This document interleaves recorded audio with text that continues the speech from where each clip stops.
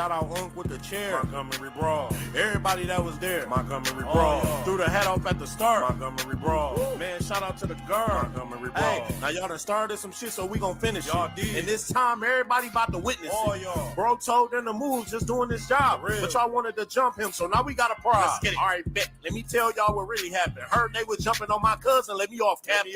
Cuz came out the water like, let's get it cracking. Unk came with the chair like I got some action. Cuz came no shirt like I got Sebastian. I got him. Even the women getting hit like, damn, what happened? Hey, this shit was kind of lit. Like, damn, it's cracking. I even seen a rock bottom. Like, damn, this wrestling. Seen a couple of them boys go night-night. And we got the first black man to swim to a fight. Salute. If you mad at this song, don't mention me. Don't do it. But fuck that. That chair going down in history. Hey, I'm really proud of y'all. Montgomery Brawl. Bitch. Not one, but them all. Montgomery Brawl. Shout out bro that can swim. Montgomery Brawl. Salute shit. Really all of them. Montgomery Brawl. Shout out Unk with the chair. Montgomery Brawl. Everybody that was there. Montgomery Brawl. Threw the hat off at the start. Montgomery Brawl. Man, shout out to the guard. Montgomery Brawl. Yeah, this is a real good moment in history right now. Let us all smile.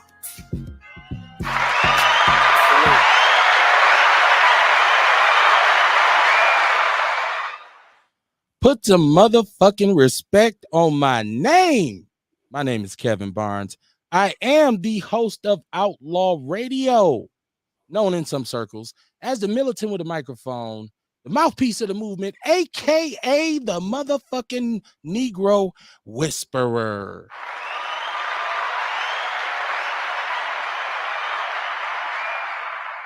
I'm nice as fuck on a Monday night. Profanity off top. This shit will not be monetized, just like the revolution will not be televised. Welcome to the show. Like I said, my name is Kevin Barnes. Let me calm down. Let me woo-sah.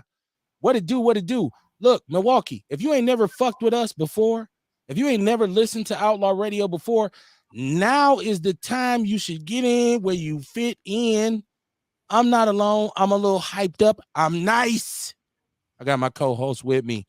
Mr. Carter, what's going on, man?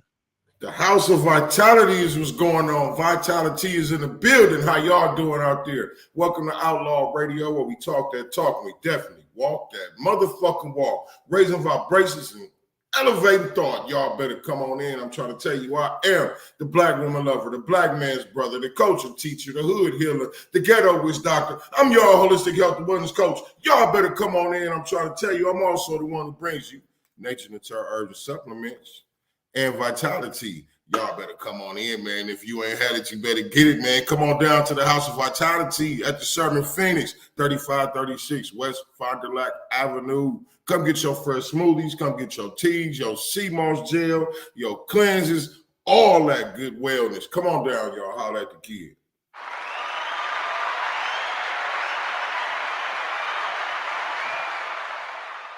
Just celebrated the soft opening. Yes, I was there in 3D. Shout out to Dion. Dion was with us. Dion is a natural fool. Shout out to Dion. He said, what up, my guys? He said, I enjoyed our fellowship Saturday. I did as well. Yeah, man, we need to do that more often. Man, we got to do it like that. It was so organic, man. It was so organic and it was so beautiful, especially in the light of what the fuck has happened. Hey. Listen, y'all got to understand, we've been saying the same thing for a long time. We've been very consistent with our message. And when we talk about black men and we talk about who, you talk about us, but you don't talk to us. So you want to know the real on what's the real? You got to holler at real black men. 262-202-5131. If I ain't an outlaw, I ain't nothing else. Right? Dion said, unbutton my shirt. Fuck that. I'm teed up tonight. This is how we handle business. On Capitol Drive, teed up. I got my school clothes on. This is a school shirt. Man, I had a great weekend. And this latest news has kind of lit it up. First and foremost, I want to say shout out to you, Kamar, and Ticey Gotzi for what y'all have done with the House of Vitality and Nature's Nature Herbs and Supplements.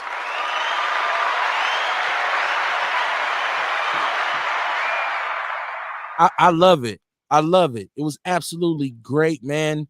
And just for us to really be able to sit down and just do the way we did it, this movie was good as a motherfucker. Somewhere is a shot cam of me, Doing the shot cam. Kamar got me on shot It's cam. on the way out. It's on the way out. Kev is on the shot cam. Dion is on the shot cam. Rail is on the shot cam. Yes, Courtney sir. is on the shot cam. Shout out to all the outlaws that came and showed up, man. Man. Shout out to y'all, man. You know what I mean? Even also, the ones. Also, hey, hold on. Before we go any further, I also want to give it up to Tyson Gashi, man. Listen, I was drinking this Vitality by myself for years. You know what I mean? When I met her, I gave her a cup. She went home, took it, put it in the refrigerator because she didn't finish it. She tried it when it was cold. She called me. She said, "Hey, you got to bottle this shit up. This shit good cold." Right. And I'm going to tell you, at that point, I started working on the flavor. You know what I mean? And now we got the House of Vitality. You know what I mean? It's just a testament of black men listening to black women. You know what I mean? We all can use a little guidance, right? Man, listen, shout out to black women because they absolutely positively did their thing. Definitely. In this brawl, in this whatever you call it, in this melee. And let me double check because I want to make sure. I want y'all to share this show. I want y'all to absolutely positively share the show. Are we live on Facebook? Let me make sure because Facebook is an important part. I hate the fuck out of Facebook, but it's a very important part of what we do, right? And so let me make sure we're live. Let me make sure we're live so everybody can see it. Share it. Share the show. I want to get started, but I want Black Milwaukee to chime in because I'm feeling a certain kind of way. So we're not live on my page. Let me make sure. Let me go in the StreamYard. No, we're not live, kid. We're not live on Facebook. Right. We're live, but we're not live on. Okay. And I'm sure this is my fault. Here we go. I figured out my error. I figured it out.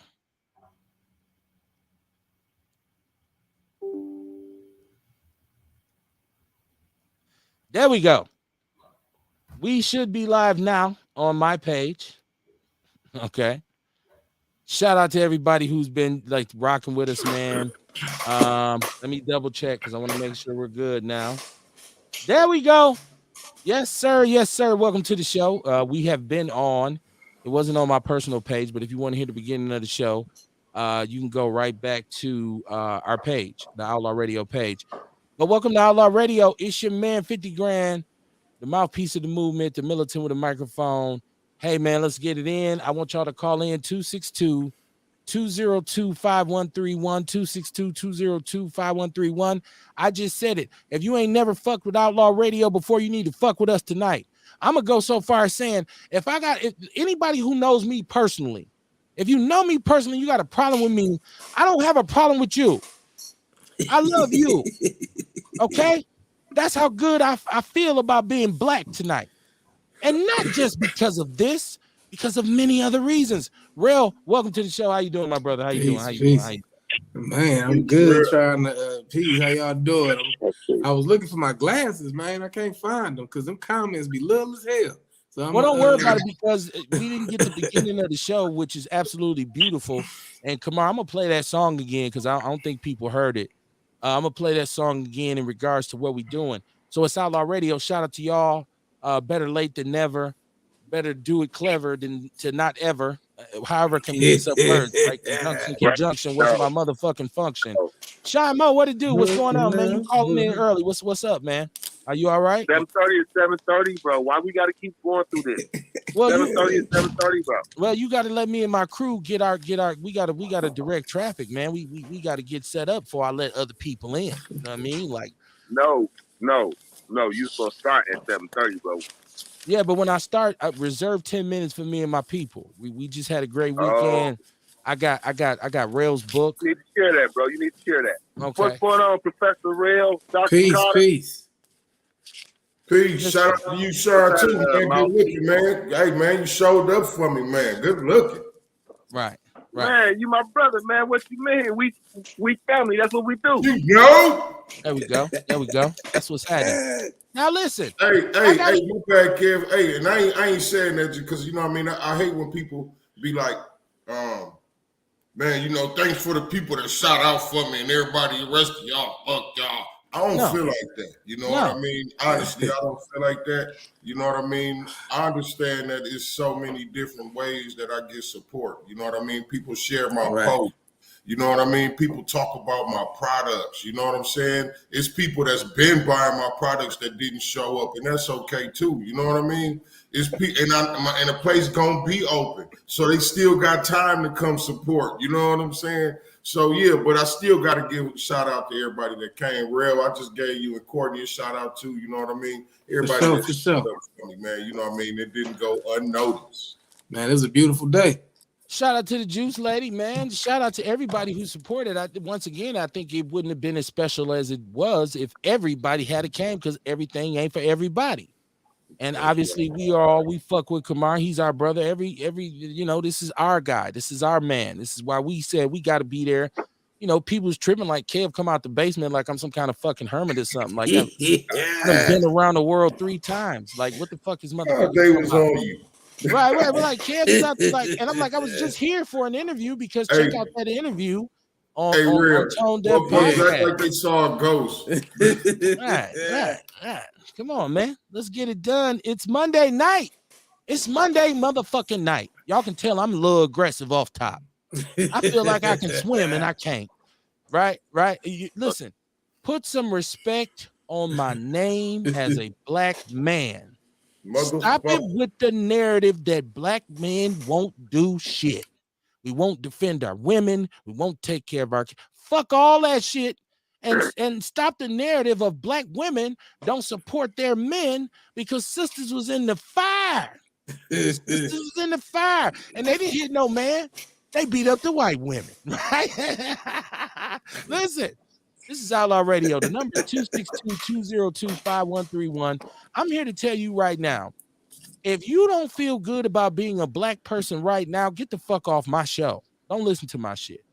Go and listen to some conservative ass affable Negroes. Go listen to some nice guys. Go listen to some dudes who'd rather negotiate than initiate contact, right? This is a show. I was trying to become affable. This is right. Yeah, and if you had, you'd never be able to call in again. There's no space. There's no space for safe Negroes on Outlaw Radio. Now, first of all, I want to give condolences to the families who lost someone this weekend, because don't get it twisted. I feel good about this, but I'm still pissed about that. We had a situation. 5 people shot in 70 minutes, right? I get it. It's going down to the point where the police can't even encapsulate it anymore. So if you lost a family member, if you got hit, if you got assaulted, if you got robbed, I don't want you to be like, oh, motherfuckers feeling all good about Alabama, but what about motherfucking Milwaukee? I'm still feeling the pain of Milwaukee. But I feel a little energized. I feel a little motivated. I feel a little mobilized. I feel a little paralyzed, polarized. There's right? hope. Hope. It's what it is. You can call it hope, but it's what it is. We'll get to that. I do want to say this. I want to address leaders in this city. You need to seek and find a blueprint for what you want to do to curb this violence, and it starts with economic, empowerment. It starts with economic stimulation within our community. If you want to address a lot of these issues, you got to remove the poverty. And I will say this: we're paying you a lot of money to fuck off. We're paying you a lot of money. Well, let's do that too. Fuck it. Let's do that too. That's what I'm saying. Anybody can get it on Outlaw Radio. We're not Republican friendly. We're not democratically friendly. This is why the mainstream don't fuck with us. That's why I say I need y'all. Share the show. Share the show. Say, I'm tired of hearing the bullshit. Say, I got my shirt buttoned up like I'm a preacher. Look at your neighbor and say, neighbor, I'm tired of the bullshit. I'm tired of the bullshit. Right? I'm sick and tired of being sick and tired. I can hear El Haj Malik Shabazz saying, this is the hate that hate made. Right? Yeah. So let's jump in this shit. Let's talk about this shit, this brawl for it all. The Alabama Tea Party, Bloody Saturday, right? Let's talk about it. Listen, let me tell you something. First of all, I don't endorse violence. And I want to say this. I hate to see women get hit. I do not ever even if it's a woman hitting another woman, I don't like to see women get physically assaulted, right? So all the women, and I know, and we're going to talk about this, some of them were complicit. You trying to stand by your man. As long as you can. Got your ass threw back in the river. And You can't. there we go. So, but women got hit. Women got hit. Men got hit. People got slapped. People got smacked. And all of a sudden, a goddamn chair came out. And it was an old black man. And I don't know if y'all remember the Chris Rock joke where he said there's nobody more racist in this world than an old black man. Willie, because Willie was the cat. He said you meet that motherfucker at work, he is in front of the white people like, yes sir, no sir. He said when you see him after work, he said, fuck these motherfucking crackers. I whoop a cracker ass. That's a Chris Rock joke. Google it. YouTube it. It's classic. It's I used to have it. I used to play it all the time. But shit, let me calm the fuck down. I get excited, right? I get excited about I can't do the physical like I used to, but this is what I used to be very skilled at. So, my co-host, let's talk because we're going to break this down. Who says this? We're going to break it down. Ewok says we're going to break it down like a fraction. Let me catch the chat room. Y'all share this shit. Share this shit with y'all cousins, your auntie and them, and be like, this is the show I'll be listening to. So they can be like, go ahead, baby. Like they was when the little dude jumped in the river. Let me see. This is the continuation from Dion about my shirt. It is what it is. It is what it is. He said, okay, so we got it popping on Facebook, so we took care of that. Ace Cooley said, what up, fellas? He said, we talking about that Bama brawl. We going to talk about the goddamn Alabama Tea Party tonight. We're going to talk about that. Nael Bay Booker, my sister, Lavita, she says, grandson Dodgers ass whooping day. This was the real Juneteenth. Erica Hunt said, ooh, I'm ready for this conversation. This was the real Juneteenth day. Ewok the Great said, I'm sitting in my chair tonight. He's sitting on a folding chair tonight. Folding chairs, the price is up. Yesterday's prices ain't today's prices. Tiasha said, Sean Moore, you got to give him some time to get the flip phone together. And Rail had to get clothes on. She said, because you know the flower child like to walk around naked. Give us some time. Y'all ain't cool with us yet. I definitely did. And then my son seen me putting the clothes on and tried to tackle me thinking I was about to go somewhere. So he was trying to go thank you for getting dressed for the show. Erica Hunt, what it do? She said she's drinking twisted tea tonight. Look, I want to say this too. Oh, tonight is the night where you could drink Taylor Port, Old English, King Kroger, Mad Dog 2020. You should have a goddamn good time tonight. This is black people. This is Black Monday. This is Black Monday. It's a whole lot of energy up in this motherfucker, ain't it? It's a whole lot of energy all over the place. It's a lot of heat from the end of that couch. My sister Lavita says she feel blacktastic. It's hard not to. That's right. If you don't feel good to be a black person tonight, don't listen to this fucking show. Go listen to some other shit. Tiasha said good evening. She said good evening to the Outlaw family. I'm trying to catch the track. Erica Hunt said we're working on Milwaukee. We need the support of the people. Look, if this is what we should do as a person, this is a beautiful piece of art. She says she sees unity coming. I hope so. Erica said we need to become union friendly. Erica's gonna push for that union. You know she rides for that union. Hey, they said fuck them two parties, Kev. Yes, sir, absolutely. This is why we can't do it. The Huckleberry ass whooping is what she called it. She got them flops. Erica Hunt said it was WWF all over again. Mama Jenkins, I want to hear Mama Jenkins' output on this. She said, good evening. Let's get it on. Absolutely. Like Marvin Gaye. Dre Day is in here. Hey, he said, hey, you brought it on yourself. He said, roll Tide. We got the Juice Lady with us. She checking in late. What's up, Courtney? How you doing? Hey, y'all. How y'all doing? Peace, Courtney. Hey, Courtney. Hey, so my favorite part of that ass whooping was when he hit the lady in the head with the chair. I'm like, that's right. Hit her too, goddammit. He said, bow, right on the head. Everybody. I thought that was the worst part. That was the part I was like, oh shit, it don't went too far. Right. That's when you say, oh shit, you like, damn. Okay. They did. My favorite part was the picture. It was a picture. Remember that shit. Hold on, Sean. He played that back. Okay, we got to just make sure one mic. It was a picture of a motherfucker knocked out their motherfucking Crocs. Bust through their Crocs, man. They got their ass whooped. Like, how your feet Crocs turn into gym socks. Crocs? Yes. Sean, what was you saying? What was you saying? I want to make sure we get you. I just want to make sure we don't talk over each other. That shit was personal for him. That was payback for what he was told happened to his people. That's right. Back. That's right. Like, shit. Well, that was a community ass whooping. That brother had to go to the back of the bus in the day, and he took that shit out on him. Right. Let's talk about this from a perspective of ironies, okay? And I did unbutton my shirt because the doors of the church is open. So hit the cash app, right? We like the kind that fold, but we appreciate it. We like the kind that jingle, but we appreciate the kind that fold. So hit us up. And here we go. Here's the historic. There you go. Here's the historic. There's some ironies. First of all, the boat was called Harriet. Let's get that part. The boat was called Harriet. Harriet too. Secondly, this is in Montgomery, Alabama. And let me remind my people of a place called Montgomery, Alabama, which is the start of the Montgomery bus boycotts. Nigga, they've been waiting since then for this. Which kicked off the civil rights movement. And let me put some other paint where it ain't.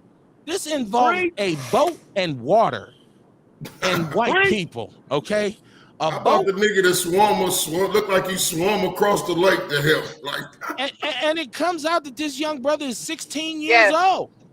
And don't get me wrong, he's a little winded when he finally got there. I think halfway across, he said, "God damn, I didn't know this motherfucking fire." But he eventually got involved. He took a little time, but his effort, his thing to say, "Oh, fuck it, it's on." Because I wouldn't have jumped my big ass in the water. I'd have been like, "Well, when this motherfucker park, we gonna throw a motherfucking fool." But he jumped in the water, and that's not the only thing. Let's take it all the way back. Let's talk about where this starts at.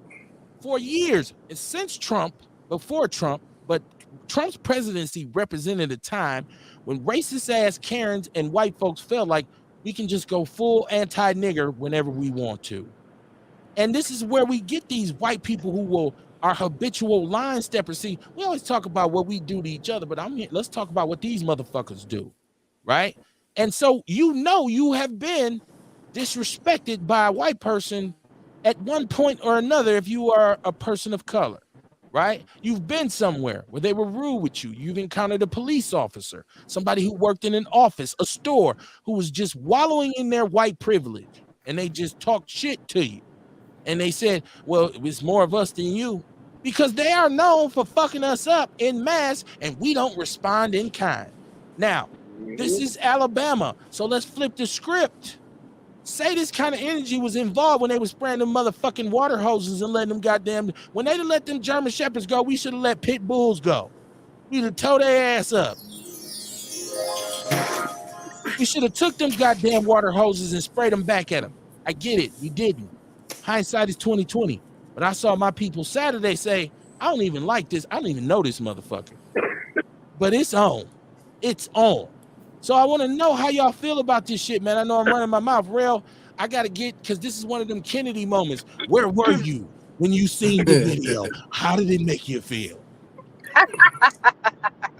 When I seen it, man, I was chilling at the crib. It just kept showing up in my timeline. And honestly, I seen the memes about the video first. But then when I seen the video, it just made me think about because, my granddaddy and them, they from Fayette, Alabama. And, okay. and like I told y'all before, my family was known like the white folk didn't like them because they had like the prettiest carriage. Like, this show you how long ago this shit was. Like, they had the prettiest carriage in the town. So my family used to have to come out on the porch with their shotguns to move white folk around. You know what I'm saying? So it kind of just made me think about that mindset about like what my granddaddy's people went through just living in the proximity of that motherfucking place. You know what I'm saying? And it made me appreciate that shit. Like, damn, before he came up here on that Great Migration, shit, he was down there dealing with this bullshit and dealing with them folk to the point where his family, like my granddaddy, he'll run it about some white folk, you know, but now understanding his history and past and understanding the environment of that kind of place and just seeing this shit, it just really, really helped me appreciate my ancestors, man. You know, I see people talk about we are not our ancestors. Fuck that. Yes, we are. Don't you ever disrespect your ancestors. You know, you are them, a culmination of them. And hey, you know, you might whoop some ass today and just do it in remembrance of them. Don't make it feel like you better than them. Right. That's right. Right. Kamar, I got to ask you the same question. Because some of your ancestors was warriors. Right. Man, exactly. The biggest lie ever told is that every nigga was squeamish. And every nigga was scared. He said, we chose to be slaves. Like it wasn't some niggas back then who was saying, man, we should just jump these motherfuckers. I got interference in my background. I don't know who that is, but you can't put your groceries up while you're on the show. You got to put the ravioli up and then call back into the show. I don't know who it is. It's killing me in my headphones. I don't know who it is. I don't know if you're putting your kids' toys up. I don't know. There we go. Echo. All I need to do now is hang out. There we go. So let me get this together. So, like I said, man, it's Outlaw Radio. It's live from the basement. The chat room is popping. Everybody loves Aquaman, as they say. The youngster who swam to the shore. Everybody loves him. How do you feel about Courtney? Did you see the video? She's moving. She's transitioning. I want to catch her. You know, I saw the video. Don't be acting. Okay. Don't be trying to do me like that, kid. I just want to make sure because people be like, you know, helping their kids with their homework while they doing the show. Like, no, I told you carry the two. No, Kev, I'm here. So, you know, goddamn well that ain't the right answer. What's wrong? I said 2 piece. No, I'm back. I'm Outlaw Radio. No, you're in the drive-through. You gotta get stable to do the show. Look, we still outlaws. We just gotta get something to eat now. That's all right. Well, you know, you gotta eat before the show. Put your finger up when you walk out the church, right? But no. So the young swimmer, I thought the symbolism of him not wasting time jumping in the water, swimming is poignant as well. I don't look at this as just some white people got beat up. I look at this in terms of solidarity because first of all, that video is edited. I want y'all to know there's a time lapse in between the time they actually jumped the brother and the time they got to get the boat docked so the people could get off, right? So he had gotten his ass tenderized for a minute. But I want to say there's a point when you see them brothers doing that little run skip that we do when you're on the way to the drama and you trying to run up and you skipping. The hop skip. If you ever see black people moving like that, it's about to go the fuck down. I want y'all to know that. Look, hey man, y'all ready? Yeah, man, let's ride. If somebody start doing that run skip, he ready. He's getting his feet ready. It's time to combat. They riding their imaginary horse. Yes, sir. It's time to ride. Listen, I understand some people may look at this footage and say, oh, that's horrible. That's violence.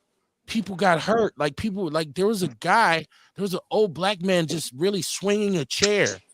And he was blessing people with the chair. But that is necessary, Kev. We be needing ass whoopings need to happen every now and again. Black folks be getting their ass whooped all the time. We see black folks in videos always get fucked up. It's time to see white folks get fucked up. Hey man, you know, we could go back to what you just said, you know what I mean, about Trump. You know what I mean? The whole idealism that Trump put out here. You know what I mean? White people can do this, they could do that. And you know what I mean? They just get this audacity, you know what I'm saying? And he came to him this time. Right. They actually fucked around and found out. Like they normally, especially when deep like that. Didn't they try to run back to their boat when they started seeing they was outnumbered? Well, no, my folks getting thrown in the water. Like the boat was not a non-factor at a certain point. Like that's not even safe. That's what I'm saying. I'm just talking about in the beginning. You know what I mean? First, didn't they jump the dude first, and then when they saw he was getting help, they ran back to the boat like they tried to get away or something. They were on the boat, and I don't think they pulled off. And the niggas was holding the boat like, nigga, right? No. Where you going? And see, but what I'm getting at is that's that kind of shit that they do after they try to use that audacity. You know what I mean? When audacity and when the table start turning from that shit, and then they want to cry victim. Well, wasn't it so beautiful that the police were there and they didn't really know who the fuck to grab because they understood it was justified. Now, Chairman got apprehended. They grabbed dude with the chair. They usually just hit whoever hit a woman got grabbed. They was just like whoever hit a woman, we just gonna grab her. They was like, God damn it! But it looked like most of the cops was black, so they really wasn't trying to fuck the shit up. They kind of was letting it happen. From what Imagine their compromise. Imagine them like, oh, ooh, damn! I want to take my stick out so bad. I just want to go swinging too. Listen, I say this all the time for people who are just tuning in to Outlaw Radio. I say this all the time. This is a great time to be a black person in America. And people say, Kid, what the fuck you talking about? I say this all the time. This is a great time to be a black person because our awareness is at an all-time high. This is why I get so frustrated with the shit we do to each other. Because you all know that usually we doing this shit to each other. Now, say this was a club downtown, right? And this was all black people doing this shit to each other. It would have been like, look at these fucking savages. Oh, well, that's what they do. But this just so happened to be Bill and Ted and them on their white privilege shit. Like, fuck these niggers. We don't give a fuck about that goddamn boat. There were white people on that boat as well. That's what you know. People don't even understand. There was white people on that boat too. Don't get me wrong. It was some Frankie Beverly and Mays playing on that motherfucker. It was mostly black, and I could smell the Taylor Port on the video. I'm like, these motherfuckers. There's some Tangeray, some E&J, some Old English and shit. I was looking for the weed, but I couldn't find it. We got another caller. Caller, what you say? What's going on? Goddamn. What it do, Outlaws? This your girl Erica Hunt from the comment. So I just really called in just to talk about the Trump giving racist white people the feeling like they can go ahead and do shit like this. A lot of y'all may know or may not know, but I marched to Washington, D.C., and when I say every counter protester that was out there had that Donald Trump sign, and they treated us the same fucking way, marching from Milwaukee to Washington, D.C. And I got the same feeling today when I started seeing people from the community pouring out to help protect us on the road after we got shot at on that march.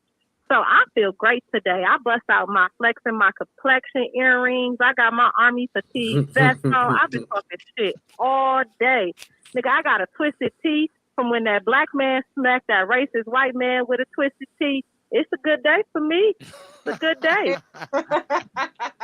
I'm very proud of the community coming together. Just like that. Now, we just need to get them on a different level.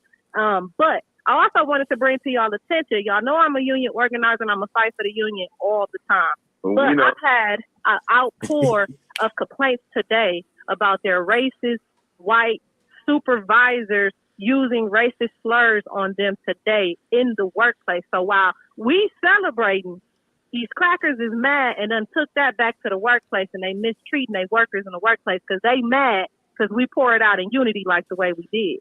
So that's another thing we could talk about. But I'm going to hop back in the comments because I can't hear everybody when I'm on the phone. Okay. I can't either. Okay. All right. Okay. Sean, maybe you should hop back in the comments. I'm just saying. That's a suggestion. Maybe you should. Maybe you should just comment, right? Whatever. Let me say something. You know, from the Artesian Basin, which is now Court Square, right? But the slaves were marched down Commerce Street, which isn't far from that river, man. That city has been going through a transformation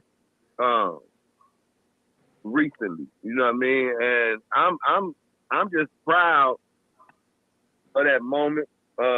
When I first seen the video, I didn't even watch it because I'm thinking, damn, they about to show another brother getting his ass whooped and ain't nobody gonna do nothing. Then I was watching some today and they was talking about it, so I went back and watched the whole video. And I promise you, man, I got a warm feeling inside. You feel warm. It was a mushy moment. Once again, It's Outlaw Radio, man, live from the basement. The number is 262-202-5131. The chat room's popping. You gotta because we might not, sometimes celebrations are far and few between. So we might not get to feel as good for a couple days. So if you fuck with Outlaw Radio, even if you don't, but you just want to talk about this shit, hit us up. We got time for the bullshit tonight. We get it all off our chest so we can move on. Well, hold on. I got another caller. Is this Shabaka on the line? I got a California caller. Yes, sir. Okay, at the 209 number, Mr. Barnes, how y'all be? We are well. Peace. Nice. Yes, sir. Absolutely, sir. I just saw the party down there in Montgomery, Alabama, man, and I'm so happy, man. It's because my ancestors have slaved in around near Montgomery, and I love the brother who put the work in with the chair, man, cracking a few domes, man, putting them crackers on their back, in their place. You know what I'm saying? Beautiful, beautiful work, man. It kind of reminds me of 1992 in Los Angeles, man, when we had the party there April the 30th. Now, the dump, as in human shit, and I want to make that there perfectly clear, if I may. Let that bastard go to jail, have him walk the concrete, and if the U.S. Congress, and I'm speaking mainly of these congressional Black Caucus members, need to pass a law in there today, man, where that bastard, man, will not have no Secret Service protection, man, when his ass goes to the slammer. Okay, then they could change the law on that, you know what I mean? Is because let him take his chances like the rest of us do, you know what I'm saying? Let him take his chances and being humiliated, man, stripping ass naked in front of a bunch of men after shower with a bunch of dudes, you know what I'm saying? Let him walk that concrete, man, and let him know how it feels because the bastard has been rich all his life.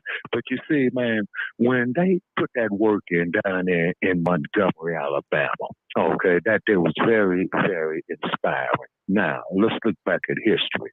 And I'm one of them old birds, okay? Now, when the Watts riot happened in 1965, the situation with Mr. Marquette Fry, okay, that caused a catalytic change of events for the remainder of that decade, from New York City to Cleveland to Chicago to Oakland, California. You see what I'm saying? It's because, man, you can only kick a dog so many times, man, before it bites back. I mean, it is your human right, it is your God-given right, and it is your manly right to defend yourself. Same thing with the ladies. The women, if you notice, out of all species of life, the females, that is, they have the protective instinct, to protect the baby. So let them put the work in. You see what I'm saying? And then we really need to have our solidarity now.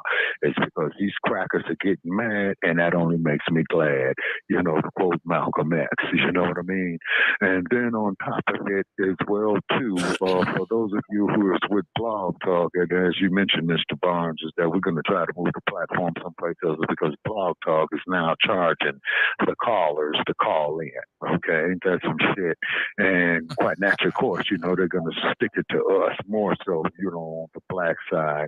It's because here at Frontline Black News, man, we getting shadow banned, man. They giving us low play. They distorting the phone calls and what have you. We do have an episode scheduled for tomorrow night, at our usual time, 6 p.m., in the Pacific, 9 p.m. in the East, okay, that there would be 8 p.m. in the Central Time Zone and 7 p.m. in the Mountain Time Zone. So definitely, get with us, Jesse and myself, and the rest of those calling in. And the subject matter is going to be open mic general conversation, is because we got so much stuff that's going on, and I don't know how anybody could not have a lot to say right now. I feel like if you're silent, you are totally complicit. I just share the link with me, Shabaka. Share the link with me. I'm actually sir. I won't be on Outlaw Radio tomorrow night, so I actually will tune in and rock with y'all. We'll get it done that way. We'll get it done that way. Yes, sir. Absolutely. And then, man, every night of the week, man, we need to have some pro-black radio going on, man, to take care of our interests, man, just because these crackers are not playing, okay? And not that we really care or not, but what it is, they're starting to feel this heat. They don't dig it. You see what I'm saying? The Karens, the Beckys, the Kens, and the Arnolds, you know what I'm saying? We're trying to start that shit down in Montgomery, what they did, and I really appreciate that brother, man, working that chair, man, and he wasn't sitting on his ass. That's the damn sure. That's the great thing about it. There's several narratives in who it's like a movie because who's your favorite character? There's Aquaman, there's Chairman, there's the four brothers who came up, and I seen the Avengers thing where they had them like coming with an Avengers. If you've ever seen it, I watch Avengers. I'm a comic book head first of all from my youth. So that vision of those two white dudes who thought they was finna, like Michael Jackson say, want to be starting something, and them brothers said, "Hell no, what's popping?" And they tried to run. Where you going? Bink, bink, bink, bink, bink, bink. Yeah. It was So it's so much. Working. And I'm gonna tell you who's my favorite person out of all of this is the sister who was the commentator. The sister on the original video that I seen who was like, that young boy done jumped in the water, swim, young brother, swim. She gave the best color commentary ever. She had the whole shit lit. Yeah. She said they're gonna throw it when they threw the one white girl. See, what happened to the white woman who got threw in the water? Did she go to jail? Like, I don't know. She just got threw in the water, man. Y'all hit me up, man. Yeah. Y'all hit me up, man. Y'all hit me up 262-202-5131. This is Outlaw Radio. This is live from the basement. Black people talking shit. See, one thing I did is I always say we talk to black people, not just about them. Let me catch my chat room. Sir. Shout out to everybody in the chat room. Shout out to Latasha Coop. She says, I have several seats available. I think we all getting up. We all done win the basement and pulled out our folding chairs. I think a lot of us going to be riding across the city right now with folding chairs in our trunks instead of shotguns. Oh, yes, sir. Now, let's get one thing here about the chair, Mr. Barnes, okay? And I'm sure that all of y'all would agree with me, the witch doctor, Sister Courtney there, other brother man right there. Okay, see, one thing, the greatest thing about a chair, man, it rests the ass when you're tired, you need to sit down, and then you could whoop some ass with the chair, man, when somebody's trying to step on your toes, if you catch my drift. You see what I mean? I mean, man, that was beautiful, you know what I'm saying? It's because we are tired of this shit. You can only kick a dog so many times, man, and it's time to bite back, and particularly with the dump as in human shit. I want to be clear about that. And then that raggedy ass governor that got down there find the panties. We gonna get to DeSantis. We're gonna get to DeSantis later on because I want to talk about Florida actually losing money now as a result of this fucking redneck. So we're gonna talk about that too. Oh, absolutely. But I wanted to make sure we bust on the first part of the show. I wanted to make sure we bust so we can just cuddle after that. Next after that ain't nothing but cuddling. Yes, sir. And keep in mind, that's the panties. And I'm saying he wears women underwear. I'm calling him a transvestite, a punk, or any other derogatory crap that I can come up with his bullshit. So that's the panties, man. You know what I'm saying? Just like the dump, as in human shit. Okay, Mr. Barnes, so I'm going to hang up, man. I know you're busy, so I'm going to, check out the comments, man, and drop the link in there for the show for tomorrow night. Peace and love, my brother. We fuck with Shabaka's Black Experience Enhanced. Always appreciate the support from the West Side. You know what I mean? Yes, sir. And we do the Black Experience from the beginning of time to 10 minutes ago. Yes, sir. Yes, sir. My sister Levita says everybody seen the video, even the Sun Dodgers. They was even saying they was glad. I love how Levita makes up different names for white people every week. Now she calls them Sun Dodgers. Sun Dodger. That's good. When I was on Blog Talk, there was a brother who used to call in from Michigan all the time, and he used to say, some of this shit is just good black racism. I was like, what the fuck is that? But he explained it. It's good black racism. That chair was good black racism. Tiasha Archer says one of their news stations tried to say it was one black guy and one Caucasian man that was fighting, and then people jumped in. People in the comments said, stop making up a story. It wasn't no one-on-one fight. All those Caucasians jumped that guy because he told them to move their boat. This is what I'm saying. White people looking at you uppity Negro. You uppity Negro. Who does nigger think he is? Nigger, you won't do shit, but get your ass cornered on your boat and walk. Yes, sir. Walk to the pulpit My sister says Kevin, racist Sun Dodgers would have a picnic and black was their entertainment. They were called lynchings. Listen, before we even talk about the fact, and I got to get some feedback from my panel, my outlaw family. Before we even talk about, like, if people look at this video and they don't understand, like, there's a lot of people who want to whitewash their perspective. Don't get it twisted. There are a lot of black people who will tell you this was wrong. I'm going to tell you why it's wrong, Kevin. Just say you safe, affable Negroes. They will tell you it was wrong, but I'm going to tell you why it wasn't. Because for years and years and years and years, the way they taught us black history was by showing us black and white films of them kicking the shit out of us. We're all very familiar with pictures of black men being lynched as the entertainment for some small town. Ain't that what the country white boy say? We was at the other week. He said, try it in a small town. Yeah, try that shit in a small town with black people in it. Fuck around and get your cap twisted back. So Kamar, Kamar, I hope you understood and kind of took in historically what this video actually represents, away from the hype, away from a fight, because I don't even like fight videos, and we try to not share fight videos in the People News Network. But the historical context of this, Kamar, I want to kind of get your opinion. Well, first, let me go here first before I go to the historical context, because I'm gonna tell you, really, I didn't even look at it from that point of view. I just look at it from the point of view of the audacity of these motherfuckers. You know what I mean? How they feel like they could treat a motherfucker.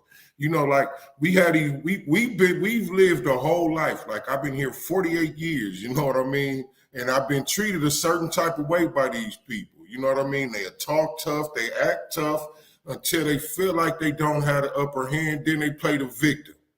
You know what I'm saying? So I was looking at it through this. I'm looking at it like you're gonna learn today, motherfucker. You know what I'm saying? So that was the lens I was looking at it. Okay. Now we can look at it and go back and look at it from a historical point of view. You know what I'm saying? Like, yeah, y'all been fucking us up all this motherfucking time, all through history. You know what I mean? And now the whole world get to see y'all get y'all ass whooped. You know what I mean? We know goddamn well we can't go at it with the government and bang on the government. But we also know you motherfuckers can't whoop us. Right. You know what I'm saying? And this goes to show it. Y'all act like you can when you got the upper hand, when the police around and all that shit. You talk your shit, you know what I mean? But then when the motherfucking rooster come to crow, god damn it, you got to take this L. There's another Malcolm X quote. The chickens have come home to roost. Listen, we just saw a white elderly woman from here years back who had the audacity to get out of her car with her entitled, privileged ass and spit directly in the face of a young black teenager. I mean, hogging a loogie right in his face. And she didn't get dog walked. But we talking about the young people, and this is another thing. We see these young people now that are extremely aggressive and extremely violent, and they usually execute it on each other. She was spared. Let an old black woman had walked up to a bunch of teenagers and spit in their face, somebody would have slapped her or something. See, it's that we suffer from this kind of thing where that's we don't want to fuck with white people. We don't want no problems with white people. But these motherfuckers was like, we don't give a fuck. We all going to jail today. That's my Mama Jenkins quote. Well, let's go bankrupt then. Well, fuck it then. Let's all go to jail. Fuck it. He said, hey, Ice Cube said they can shoot one nigga, but they can't kill us all. Right? Ewok the Great. What's going on, man? How you doing tonight? All right. Pretty good, man. What's up, everybody? How's it going? What's up, homie? Peace. Nice on a Monday night. What's going on? I see a lot of people didn't peep the part. It was a black police officer trying to cuff the white man. And the chick run up on him and shit. You know what I'm saying? Like fuck you too. The black police ain't shit to these people. They entitled. But he pushed her ass if that bitch fell and shit. Y'all let's keep that part. He pushed that ass down and shit. Like, no, bitch, you better go before you get handcuffed too. I did see that. Right. But Ewok, it wasn't sweet all the way around. Yeah. Ewok, even me being from Milwaukee once again and being a history buff, I understand that at one point in this city, Harold Breyer, who's the police chief here for about 30 years, who's also probably responsible for the death of Eric Bernard that way. That's a whole other conversation, but I threw it out there because fuck it. You just whooped everybody's ass No on the doubt. boat. So let me tell y'all this. At one point, they hired black police officers in Milwaukee, but Harold Bryan would not let them patrol the South Side because he didn't want them arresting white people. That's why I keep throwing the historical perspective in there because listen, a lot of this is very personal for me. I want to get to, before I even give you my spiel, Courtney, I want to get your take on seeing the sisters jump in. I was impressed by the sisters. And black I like women that know part too. I ain't running up on the man, but if it's a bitch out here, we on her ass. So I like that part, Kev, because that was right before the lady got hit in the head with the chair. You know what I'm okay. saying? That's when they they went over there and got the whooping her ass too. I'm like, that's right. You know, it's like watching them boxing matches we be watching on TV, yelling at the screen and shit. You like, hell yeah, whoop they motherfucking ass. It was good. I liked it. It was I neat. see. Look, it's a sister she's an unheralded hero too. She had on a bodysuit or something. Like not nothing like looking at butts or nothing. But I'm saying I just remember her outfit. She had on a superhero costume. She was in the midst hitting white women everywhere. See, that's what I'm saying. There's so many characters in this movie. I don't know what her name is because we done named Aquaman, Chairman. We gotta call her Sister Maine or something. I don't know. Y'all help me out. Cause she was like, I ain't gonna take on none of these men. And kudos to the white dude who kept walking forward. He took multiple shots from the chair. He ate them. I give him his credit. He was like, I'm so racist that a chair to the head won't stop me. And he just ate them chair legs. Bow, bow, bow. I was like, God damn, that's a tough white boy. But the brother was like, I'm gonna keep hitting you. Keep coming forward. I'm gonna feed your ass. It was so beautiful. Let me catch the chat room. The number's 262-202-5131. It's Outlaw Radio. How could you not feel good on a Monday night? Look, this made my weekend even smoother. Don't get me wrong. Hey, it was a white lady on there though. She was a rider. She was getting her ass whooped all through that. She kept coming back. She was she was like, I'm with you, baby. I got my ass whooped sideways. And he gotta love her. I said, yeah, girl, because I was laying down and I looked over, you was laying next to me. God damn, that's a ride or die, right? That's your girl right there. If I done got my ass hit with a chair and I'm laid out and I look up and she in the parking lot, I'm be like, oh hell no. You ain't even come help me up. What the fuck is going on?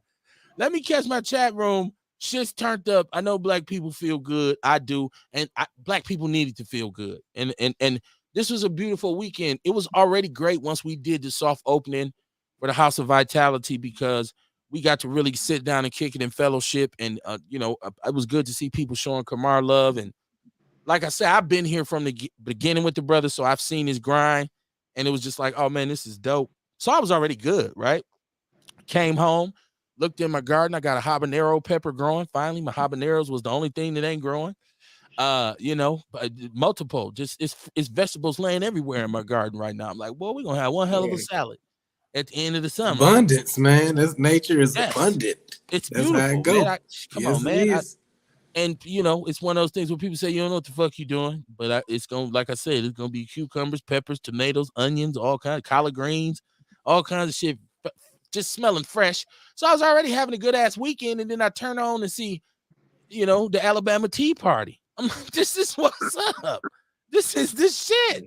So I was like, oh man, I said I'm not gonna do a show on Monday because I don't want to endorse violence. Then I kept watching the video and I said, fuck this. This is good. This is beautiful. Because we always talk about all the bullshit that we do to each other. It's good to see that we came together and just said, no, enough of this punk shit. Kamar, how long have we said on this show, we are not your grandfather's Negroes. We are not your grandfather's Negroes. We ain't them ones. We ain't them ones. Y'all said, no, sir, boss. Fuck you, boss. And the horse you rode in on. I don't need this fucking job. I'll sell DVDs and CDs in Walmart parking lot. We've been said that. Shout out to Beverly Williams. She said they had just left a racist Trump KKK rally full of hate. Trump is also supporting a racist Republican in Alabama. Is that true? Were they really emboldened that they had just left this rally and said, let's go down here? Goddamn niggers. My granddaddy used to drive that boat. Was they really that entitled? Well, I want to know how they feel. And look, these are supposedly some individuals who own a convenience store in the town. And I guarantee you a majority of the customers look like us. I would surround that store with security right now because that motherfucker might not make it to see Monday. I stood across the street from a gas station in 2016 in Milwaukee that was on full fucking fire. Hey, look, the biggest fire I've ever seen in my life, and it took me a minute to say, wait a minute, this gas tank's underground. Let's get the fuck up out of here. It was crazy. Yeah, they got locks on it. I know that's what people say. There's a system in place. All right. Tell me about it tomorrow. Bernie Mac said, tell me if it worked, motherfucker. I'm going home. I hollered at Shabaka. Tiasha said, I can send you one that shows how it started, and the people on the ferry was singing, get out the way, get out the way. It said Trump was there earlier, so they got I saw that messed around and found out. Hey, I saw that too. Okay. The motherfuckers singing, move, bitch. Yeah, they were saying, we want to get off this fucking boat, right? Like, come on. And the white people's like, fuck the niggers. Eagle Eye Shaw, my brother, welcome to the show. I see you all the time. I share your posts. He says Shabaka St. Core would be nice if we could stand together like that all the time. Yet we kill and destroy each other on a daily basis. We got a lot of work to do. Yeah, it was nice seeing us stand together on the boat, but what about standing together daily when we in the hood fighting and killing each other? My brother, I totally agree with you. And this is my point with all of this is, I agree with him as well, Mr. Barnes. Can we keep this energy going? Can this transition into another place? That's what I'm saying. It was cool to see that. Why can't we celebrate a win here and there? Okay, and that's what we doing tonight on Outlaw Radio. Why we gotta put our light out? Why we gotta put the fire out? Right. Like that. You know what I'm saying? We get it. You know what I mean? We talking about us killing each other all the time on every show. You know what I mean? That is not going unseen either. You know what I mean? Sir. But hell, when we can get a win, when we can get a video where we ain't whooping on each other, you know what I mean? When we coming together and whooping on some other motherfuckers for fucking with one of us, we need more of that. You know what I mean? That's one of the reasons why the police is killing us, because we ain't doing shit about it. We ain't supporting each other. We ain't got each other back. And that's what this video represents. You know what I'm saying?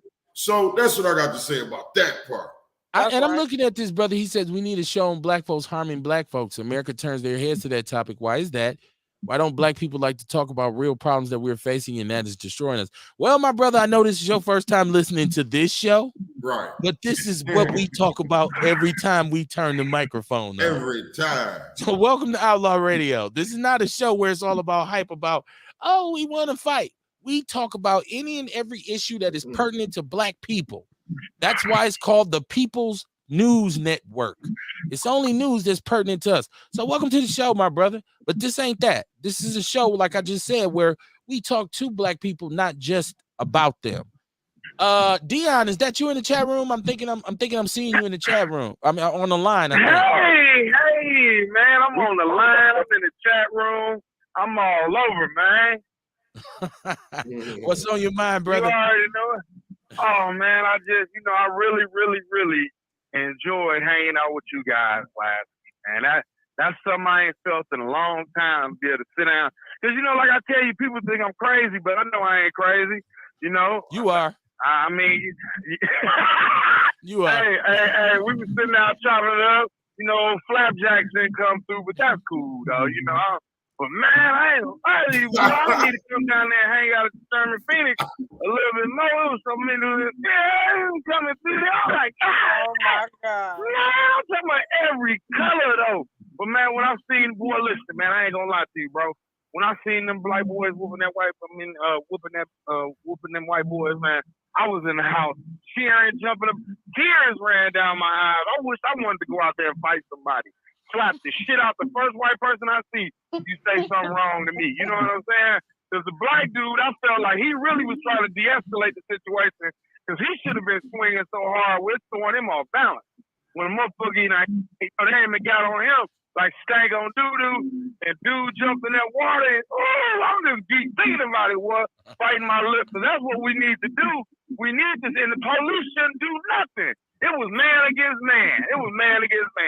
What y'all gonna do? Y'all want to lock people up for knuckle fighting out here? Ain't nobody pick up no guns. Ain't nobody did that. They was out there brawling. May the best man win. I bet you if the white boys would have came out on top, it wouldn't have been all that. You know what I'm saying? on the real. But yeah, I definitely enjoyed it, man. And like I said, I enjoyed the soft opening. I had a good day that day, man. You know, I had a good day that day. You know, and after I left y'all, I want to pick up the Axel, like I told you. Went on the south side, ate me some more burritos. But dude who at that barbecue place tomorrow, I damn near want to go on Facebook and get him a bad review because he gave me some food. It wasn't even hot. It was like lukewarm, not lukewarm. But I'm a player though. He said I Luke chalked Cole. it down though. Hey, Luke hey, Cole. Yeah, Dion. Luke Cole. I I thought chalked you it down though. You know Hey, what I'm saying? Dion. But yeah, Luke Gold. But yeah, I chalked it down. Hey, But it is what it is though. you I should've- started reading real books.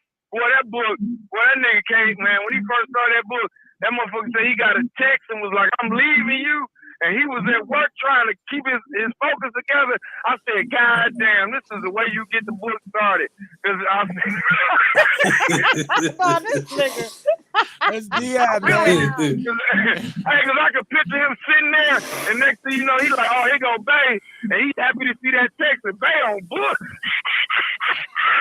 Bay on book. He said, I'm leaving you. I'm taking the kids, the furniture. That nigga said he walked in the house and looked at that cupboard where the furniture used to be. He said, right there, his knees felt like noodles. I said, God damn, my nigga did this, man. I definitely like that. But yeah, though, man, I'm gonna, whenever y'all have something else down, I might just come out be a mall junkie at the Sherman Phoenix. Man, if you don't come up on that down there, you like, boy, I ain't gonna even lie to you. You man, I'm talking, boy, they came through there, they was yellow, caramel, chocolate. I said, oh, shit. I said, boy, I'm gonna get in trouble. Let me get it from down here. I know somebody, a girl on the phone listening. Let me get up off here, man, because old girl on the radio station. No. Keep going. Let me get up off here, man. I'm gone. Yeah, man, I love y'all, man. I'm gone, man. I'm gone. She listening. She listen. That niggas die. What Dion is funny. And listen, I want you to understand this. Sitting there with him he's the same person in person that he is on the show. So he had us laughing just constantly the whole time. Shout out to that brother. We gotta have more events where we can get together, Kamar, because I think those conversations need to be recorded as well. I think, like I always say, one of my initial motivations for doing Outlaw Radio was just remembering being around brothers, like my brother and my cousins and the homies in the hood. And it would start in the hood where my brother be in the garage working on cars, and everybody would just pull up, and we'd be out there drinking, smoking, listening to music. And those conversations used to be so cold and so funny. I was like, damn, if I could just record this shit. And that was the inspiration for Outlaw Radio. So I would say to my brother, Kamar, we got to go into, especially when you do your grand opening. And I know that's going to be something that's going to be set up. So I can't wait, man. But it was dope. My brother Eagle Eye Shaw, I'm getting an echo from somewhere. I don't know. I got plenty of people on the line, regardless of y'all thinking I can only have one person at a time. I would ask you to turn your devices down, and if you got a Bluetooth mic, take it out. If you got a Juneteenth Day mic you bought from a vendor, I know you're trying to support your people, but it don't work for the show. So I'm gonna start. Let me see. Let me make sure. Okay. We clear? Gotta make sure the line clear. Right. Somebody was trying to listen to WNOV in the background. That shit go off at 5:00, right? That shit goes off. You can't, it's they playing opera music right now. Listen, Eagle Eye Shaw, he said we're comfortable harming each other. It's easy for us to harm each other. That's the sad part. Listen, we go on and on and on, my brother. That's why we talk about this video on this show. We go on and on and on. I mean, I think you would basically have to go back and listen to some of the archive shows. And we've had violence experts, trauma experts. We've had psychologists. We've had philosophers. We've had politicians. We've had rappers. We've had any and everybody here to talk about this from several different perspectives. So the whole narrative of we harm each other is not lost on us. And I think that's what made this feel good, because normally all they show us is us going against us.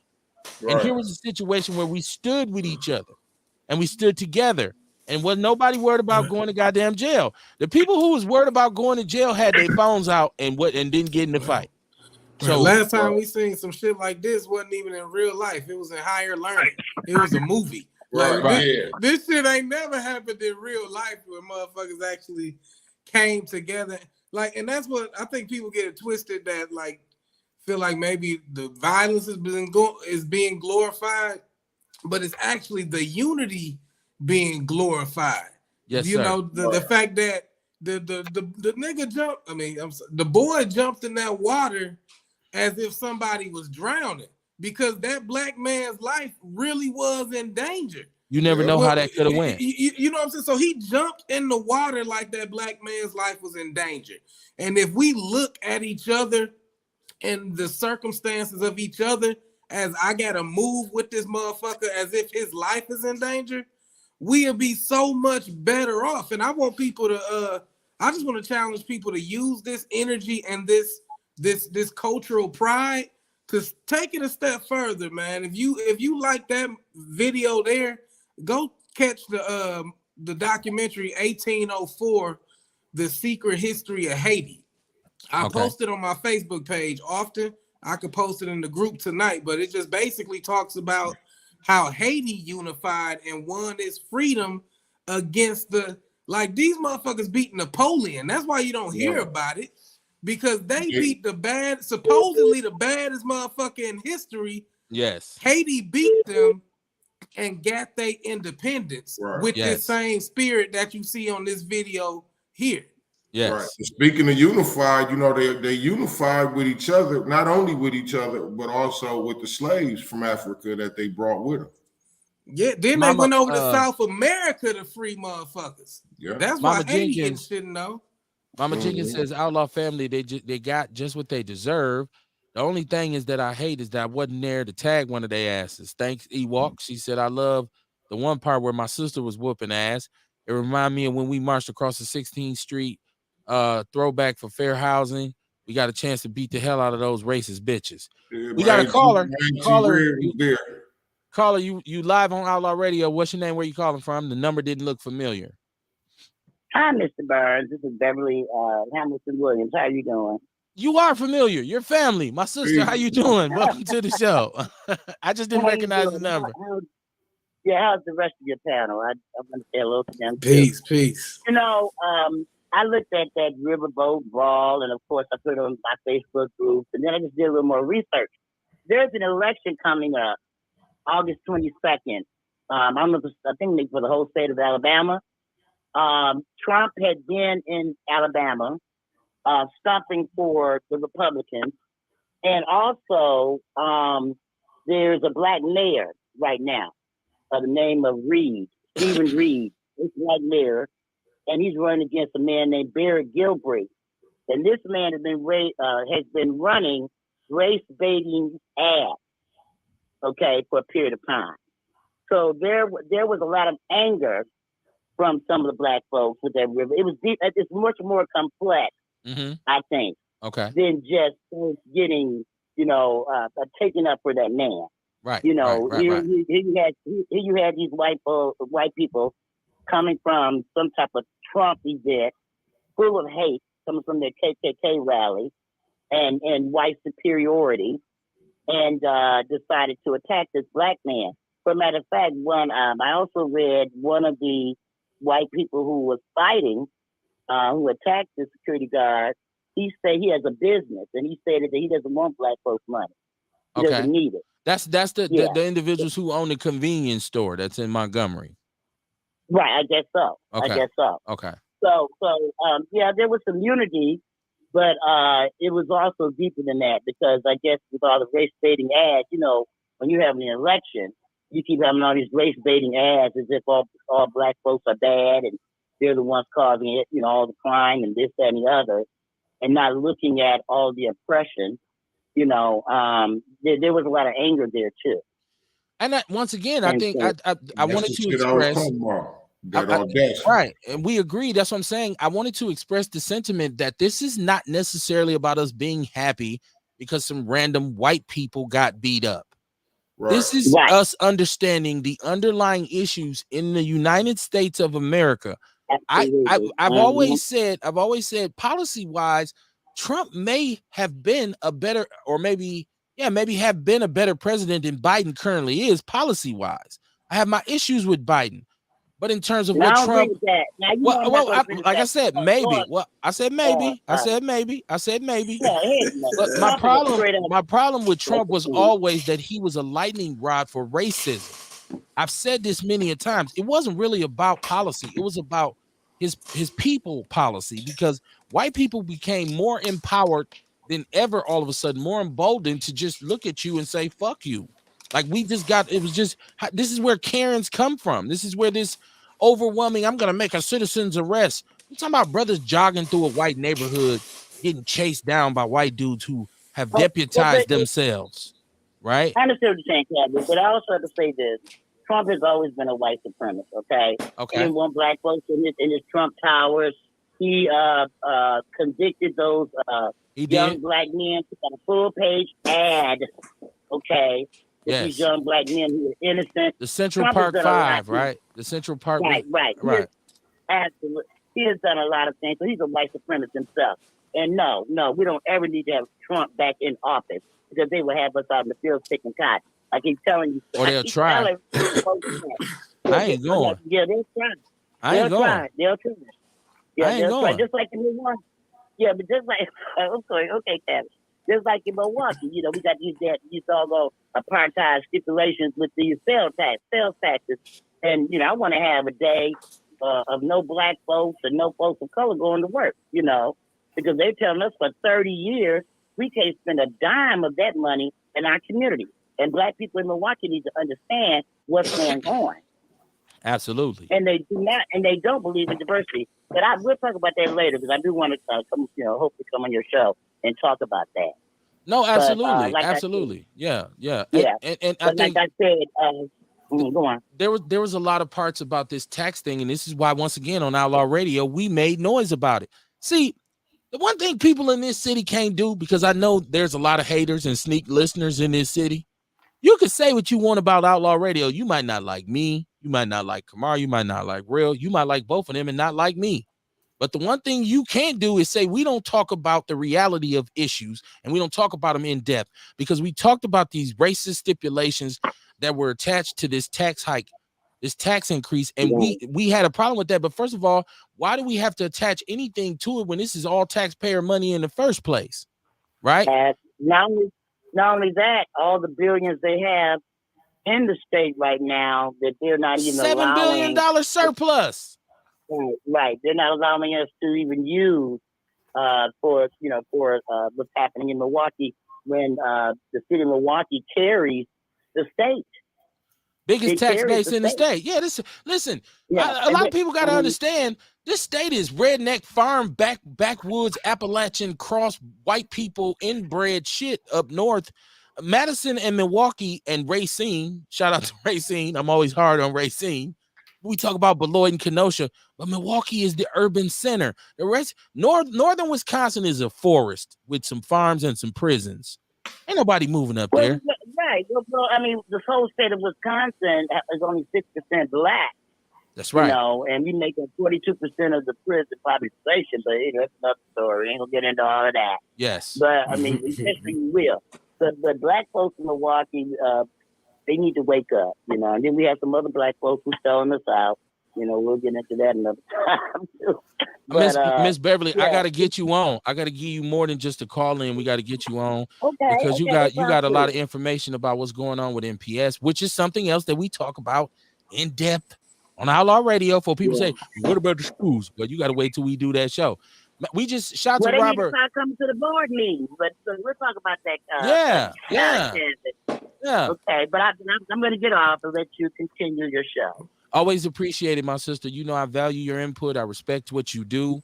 I try to share every post that you put up in the People's News Network, and I'm always waiting on your perception of things, because you put up some in-depth commentary about the video as well, which is in the People's News Network. So peace and love, my sister. Okay, and you all take care, okay? Yes, ma'am. God bless. God bless you. Listen, I this is personal to me, because I don't know about y'all. Sometimes we got to share on Outlaw Radio, right? I went to school in North Dakota, Wahpeton, North Dakota. Went to school in Wahpeton, North Dakota. And shout out to Wayne Richards, who normally listens to the show. Wayne Richards is a brother from Minneapolis. Shout out to all my homeboys in Minneapolis, St. Paul, that kind of thing that I went to school with. We had a race riot in a boathouse in a park in 1994, in which the white people party had been closed down by the police, and the sister who went to school with us had rented the boathouse for her birthday. We were in the boathouse in a place called Chahinkapa Park, and it was on the river, and she didn't want any of the white people at her party. She said, I just want to party with the brothers. So select white people were invited, those who were cool. I guess they call them wiggers. We were in this boathouse. It's private. We paid for it. Police came. They can't break this party up. But they broke up the white people's party. They came to our party, probably about 30 deep. There may have been 16 of us, 12 of us, maybe 25, and 12 or 13 of us were football players on the same team. We denied them interest. One of the white boys worked for the park, so he had the key. So he opened the door and he said, quote, unquote, are you niggers crazy? This is Whopperton, North Dakota. I own this park. One of my partners got snatched out the door. It was similar to how the security guard was getting jumped. They snatched him out the door because he tried to block the door, and they was molly-whopping him. Well, I'm telling you, we came out that boathouse and went left of the line. I'm talking about motherfuckers could have been kicked out of school, lost their scholarships, whatever. And I had so much fun talking to my boy Wayne Richards last night because I called him, and as soon as he answered the phone, he said, KB, I already know what you're finna talk about. God damn, man. I watched that video today in Alabama. That shit looks similar. I said, man, people got thrown in the river. It was similar to that. People got thrown in the river. People were beat up. I'm telling you, I went to class that Monday, and I recognized a lot of white people that I'd never seen before because they had marks on their face, swollen eyes, bandages on their nose. And I said, you was at the party Saturday night, huh? And so I was involved in at least 3 brawls. During my time, I was only there a year and a half.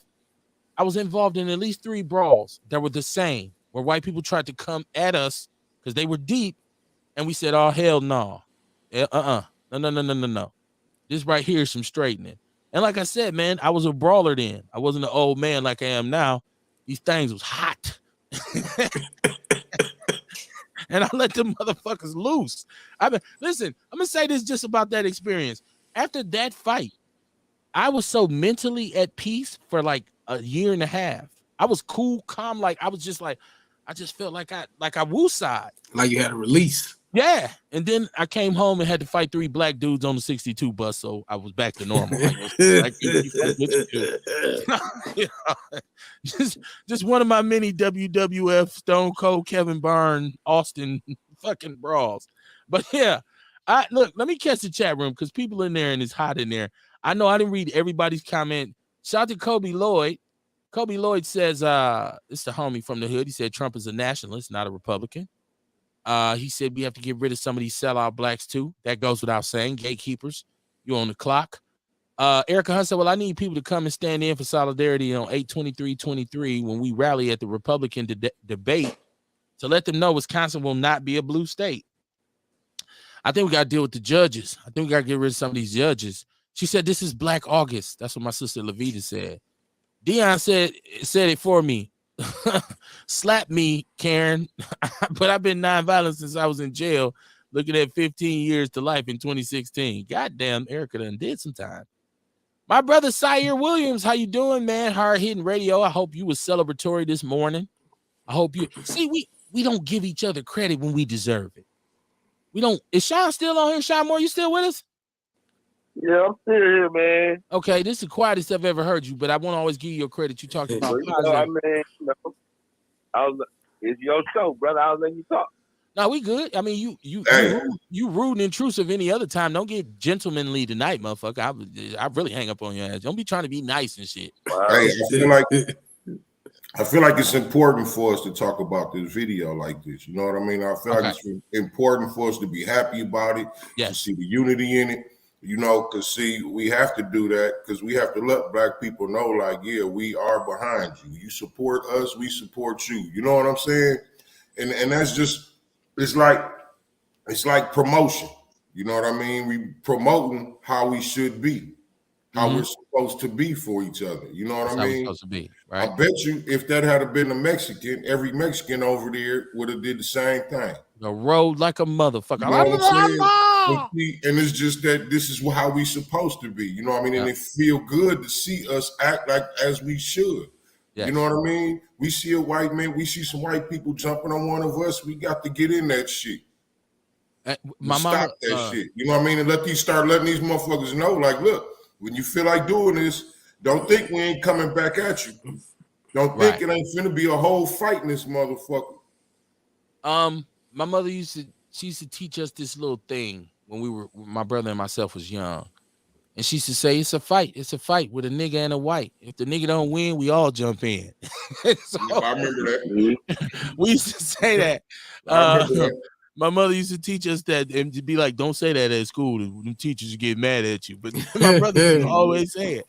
Levita says, and I say Levita, Sister Levita, because I can't really pronounce her name that well. And I massacre the word Mott, whatever it is. Ma'at El Bay Booker. Ma'at. Okay, there we go. Straighten it. Go. Okay, Ma'at El Bay Booker. There you go. It's gonna get greater later. Ma'at is the energy that represents peace, reciprocity, and justice. Okay. You done fucked around and found out on Outlaw Radio. She said Black August is an annual commemoration of prison-based holiday to remember Black political prisoners, Black freedom struggles in the United States and beyond, and to highlight Black resistance against racial, colonial, and imperialist oppression. Erica Hunt says, United we stand. He said, what I missed, Sire. He said, what I missed. Never heard of it before. Interesting. Let's see. I'm trying to catch the chat room. Erica Hunt says, yeah, session do be deep. I have to help open people and inspiration it's to be better. It's the Ma'at that's in us all that's got us happy to see this video. You know what I mean? It's a form of justice. Okay. You know what I mean? It's a form of seeing justice happen. It's a form of seeing karma. I'd like to know, anybody out there who might be a 5%er, because I really rock with the 5%ers. I'd like to know what the science of the day was on Saturday. I'd like to know what the science was, because I'd like to see how that comes into play as well. Go ahead, Sean. So this, I was just thinking. So we talked about. Well, we're talking about the solidarity and unity that was shown in Alabama, and Erica, you my sister, but these unions, they not ran by us. Okay. They not us. When it comes down to it, it ain't about us. It's about what we can do for these unions. Okay. Yeah, they give us a little bit, right? They support a little bit, but if you in a union and you lose your job, that union done fucking with you. They let you go. Right. Because you're not serving them anymore. Okay. And we talking about unity and coming together, against these oppressions and these oppressive tactics. The union are mass manipulators, man. Well, you know what, Sean? That might be true. But I don't even want to talk about the union tonight. Organizer. I was a union organizer, one of the biggest unions in the country. Right. Listen.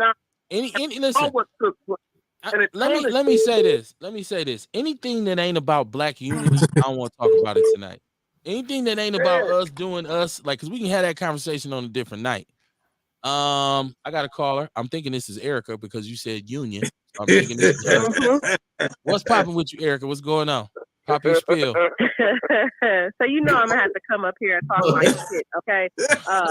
So the unions do not have the best history. First off, earlier, Rel probably will be able to do better research, but I'm not gonna go deep into the history of the union.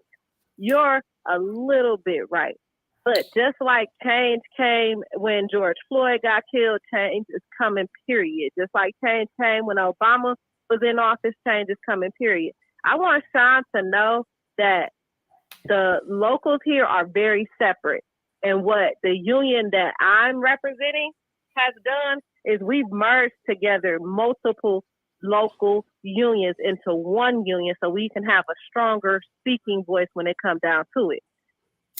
Second note I want you to know is that the executive director of the union I represent, and I'm going to say it that way because I got to be careful with what I say on shows like this because I do represent a company. But at the same time, that man is a black man. So just like we had a black president, we got a black man, we got a black mayor, and we have several black organizers that I work with on a day in and day out basis. I have a Puerto Rican lead. Erica got a big mouth. Okay, I'm listening. I look, pro union, all good. I ain't got no opinion on union. When I talked for MPS, I had a union, and every time they went to contract negotiations, we got retro pay, which meant the new Cadillac for daddy. So I was good. I want to say this though. You referenced that y'all have a black man in charge, right? And you spoke to Obama, and sometimes we say all skin folk ain't kinfolk, right? And so I'm glad that you recognize him. But even you said we have a black mayor. I wonder what Mayor Johnson had to think, what he thinks about what happened in Alabama. Matter of fact, I dare Mayor Johnson to make a statement on what happened in Alabama. I dare him right now to come out and say, well, what happened in Alabama was a necessity. We've been dealing with white oppression and white privilege and white entitlement for years. He won't say that shit. He's one of the safe, affable Negroes who won't say the truth. But that black man that you talking about was right. Do you think he would make a statement like that? First off, what I've been learning being part of this union as a union organizer is you definitely don't have to put on the front in order to get the change, because we need to learn the system that they've been using against us in order to use the system back against them. But hold on, Sean. Wait a minute, Sean. Hold on, Sean. I want to know what you would tell all of the members that called me today and said that I've been receiving racial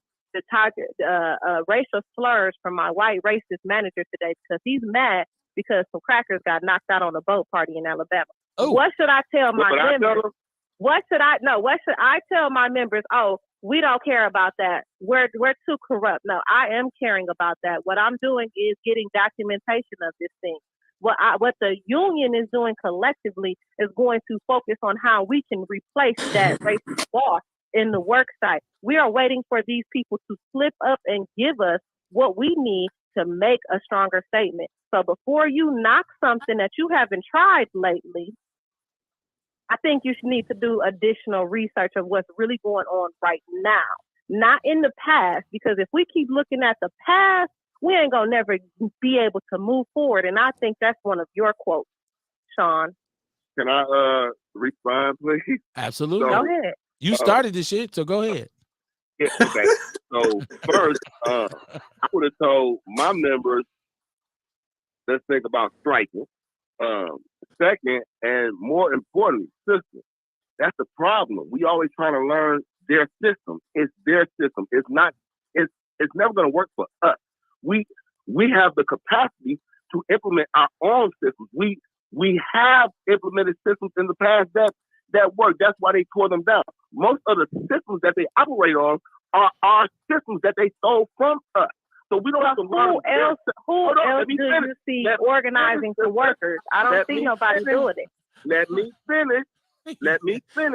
So learning their system is counterproductive.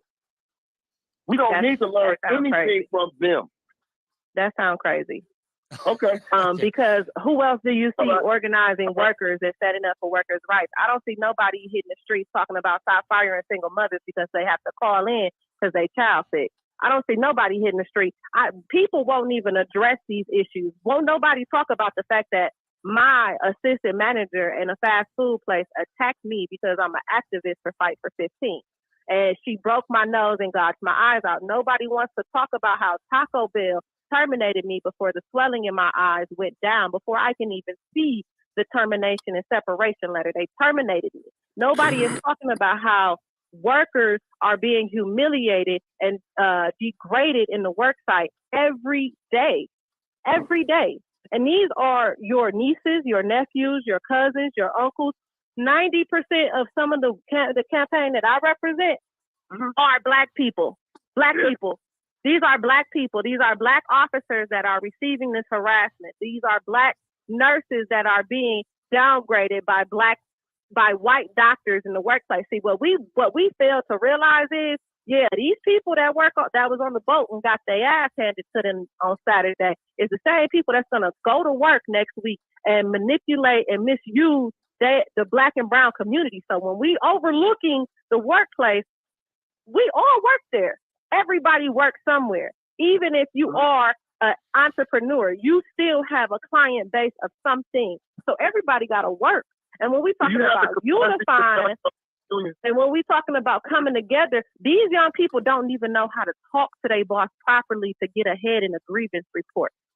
So why wouldn't I teach them?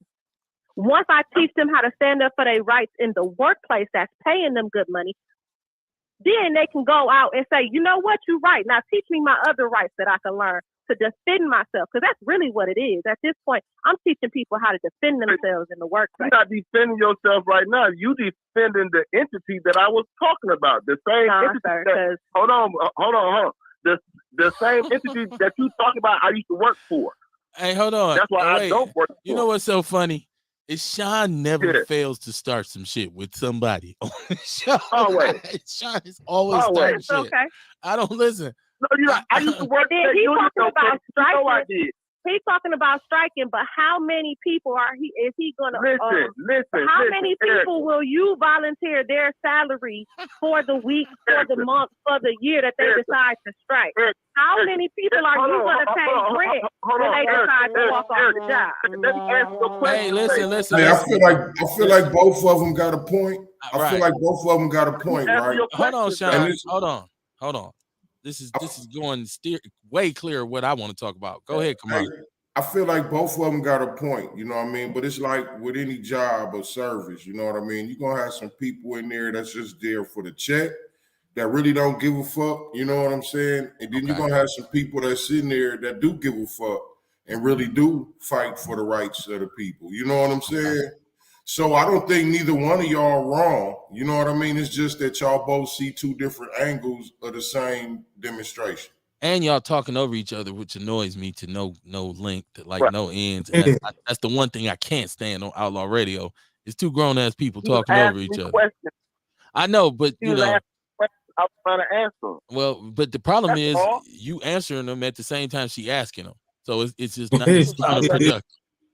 And I mean, both of y'all doing the same thing. Let me just say, this is a day of unity and peace. Everybody take a deep breath. Take a deep breath. Just because we can argue Wednesday. We'll be back Wednesday. Our schedule is Mondays and Wednesdays. And bring your ass back on here Wednesday, Eric. I'm at. Oh, you know I ain't running from no smoke. You just make That's sure all you bring I'm your ass about out. Let's get it then. You just make sure you bring your ass out on August 23rd to find out the tea, okay? Because my that's college day for me, dog. That's college day for me. My son going to college that day. I ain't gonna be able to go nowhere but there. Right. Okay. Mm-hmm. Well, we'll talk about it. Listen, this is a night of Big James has a celebration, bitches. We're supposed to be happy tonight. Like, we're not arguing with each other tonight. This is not that. Zaire says, shouts out to the brother they call him Aquaman. That's the type of mob mentality we need. Him swimming across that river, that dirty ass water is very symbolic. Kobe Lloyd said, Biden, he the one that ain't shit. I agree, Kobe. We're neither Democrats or Republicans on here. Shabaka says he agrees with the sister. Erica Hunt said, fuck racism. He said, let me catch up, y'all. I got some people in here making some poignant comments.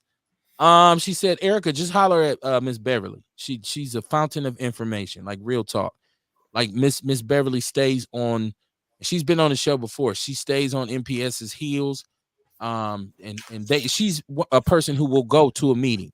She ain't somebody who's just gonna call into a podcast. She'll show up at your meeting with her people, right? So she's definitely a person to be able to, collaborate with. Let me see. Kobe Lloyd, shout out to Kobe, man, the homie. He said the Republican parties is whites and blacks joining together to help blacks. I disagree. I think both parties are full of shit. I don't think either one of them really wants to help us. She said I was all in McDonald's asking people did they see the boat party. Should have went to McDonald's on North Avenue where all the old black dudes be. And I bet you That's where I was at too. I bet you they was lit this morning. I've been in there before. Mama Jenkins says my brother went there. She's talking about science in 1968. So you know what the hell it was. It was like at that time we beat the hell out of two of those big, thick, corn-fed white girls because they call us a city nigger. Listen, I Fargo, Sioux Falls, down in Iowa, in Minnesota, brawls. Just when I went to college, brawls, parties, where we just be partying and it just come out when the alcohol got to flowing. Nigger, you could hear did somebody say nigger, and it's on. It's time to whoop some ass. And me and my brothers, we have a bond to this day as old men. Like we have a chat group for our team. Old Wildcats, right? And because we had to fight when we would go somewhere and it was like a white, party or whatever, we had to be prepared. And it required us to say, hey man, if you ain't with the shit, get the fuck on. Don't ride with us. Because you already know it was a coordinated like situation. We knew, hey man, we fighting in the middle of the fight. Where's so and so? Let's make sure we all standing together. And I guess that's why I was so hyped this morning, because it just brought back those times when, we're in, Fargo, North Dakota or something, and all of a sudden just a brawl breaks out, brothers against others. Right in the middle of it was your man, just throwing them hands, just getting it off. Like, I'm from Capital. This is what we do. It was a beautiful time in my life. Erica Hunt said, Big Mama said, one fight, we all fight. Yeah, that's what my mother used to tell my brother. Like, if he's fighting and he comes home beat up, you better be beat up too, or I'm gonna beat you up. So what it was I'll argue with you after the fight. When it's going down, we together. It's like I always say, I can say whatever I want to say about my brother, but you can't. You fuck around and we'll both jump on your ass, right? And that's the way it should be. That's the way it should be for us as a people. Look, we can have conversations. I appreciate these debates, and I'm not trying to put out anybody's fire, Erica and Sean, because y'all know we can do this shit all night, and we'll be back Wednesday, and I'm gonna just open up the cage and let y'all tear each other apart. It's fine for me. Tonight, though, I just want to commemorate our solidarity. I want to commemorate us coming together like butt cheeks and getting it done. And Montgomery, Alabama is a small town. It's not Chicago. It's not LA. It's not Detroit. It's not New York. But imagine if that same kind of spirit was enacted in those cities. We wouldn't have a George Floyd, because brothers would have got together that day to say, hey, man, we got to get this motherfucker off, dude. He gonna kill dude. We standing around with our phones out. We needed Aquaman that day. We needed Chairman that day. We needed them that day. She said, who's a 5%er? I don't know. I've dealt with some 5%ers before. No, I think she put that up there when you was looking for one, I think. Okay. Yeah, I always love talking to 5%ers. There's some very interesting brothers. If you ain't looked up Clarence 13X and studied his ascent from the Nation of Islam into, it's a great thing, man. The knowledge of self and science of the day, mathematics, it's very deep. Like, it's one of those things, man. As a black person, you got to be a black Swiss Army knife. You can't just be singular. You got to be plural. I say that all the time to my people who only see shit from one perspective. Man, you got to have more than one muscle in your hustle, man. And that's about improving your horizon, broadening your horizons, increasing your perspective. Let me see. She was just saying, here she comes. She was on Sean ass. As soon as he said union, she's like, oh, what's the number? My sister said RBG Fat is a 5%er. He live in New York. I will call him. Bring that brother on.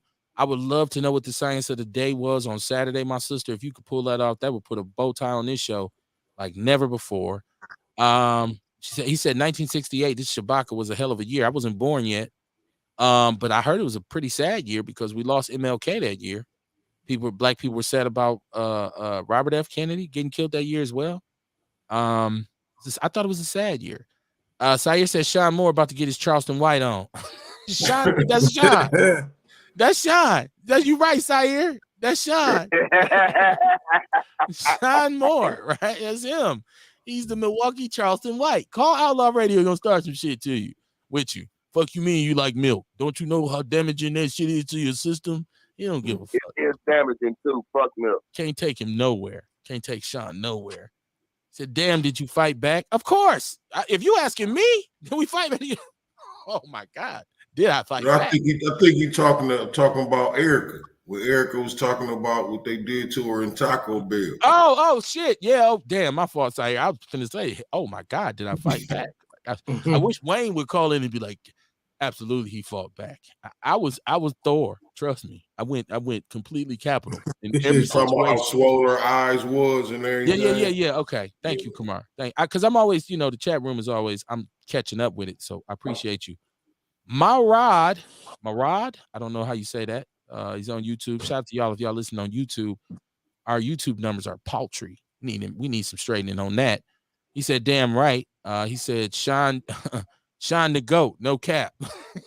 Sean is the GOAT. The greatest shit starter of all times is Sean Moore. I appreciate y'all, man. I appreciate y'all.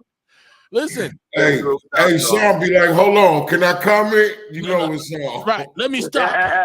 let me talk. Shut up. Listen, if you listen to the show over the last 2 months, it's probably been about 9 arguments, and Sean was involved in every goddamn one of them. Sean is a shit starter. We be debating. This is Outlaw Radio, man. We have the conversation. Sometimes it may seem like it get heated at the end of the night, though. Hopefully, at least I do. I walk away with no ill feelings. We had a debate. Shit. Hopefully, we came to a place where we met at, right? Right. And if not, that ain't on me. Shit. I like to bring some shit out of people, man. I mean, I'm gonna challenge you, especially if I feel like it's bullshit. Or even if you wrong, because you challenge me all the time, you don't be knowing what the fuck you talking about. I just be like, what's wrong with this dude? Like you, bro, like you the encyclopedia, baby. Fuck out of here, that shit. Don't be knowing what the fuck he talking about. Just arguing with the Negro whisperer. How dare you? The audacity. They said they call it Aquaman C murder.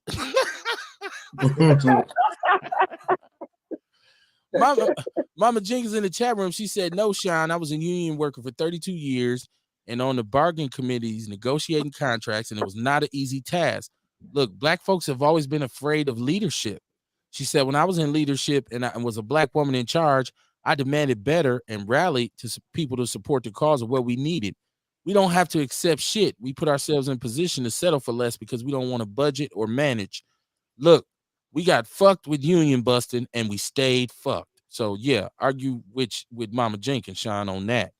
I just told her.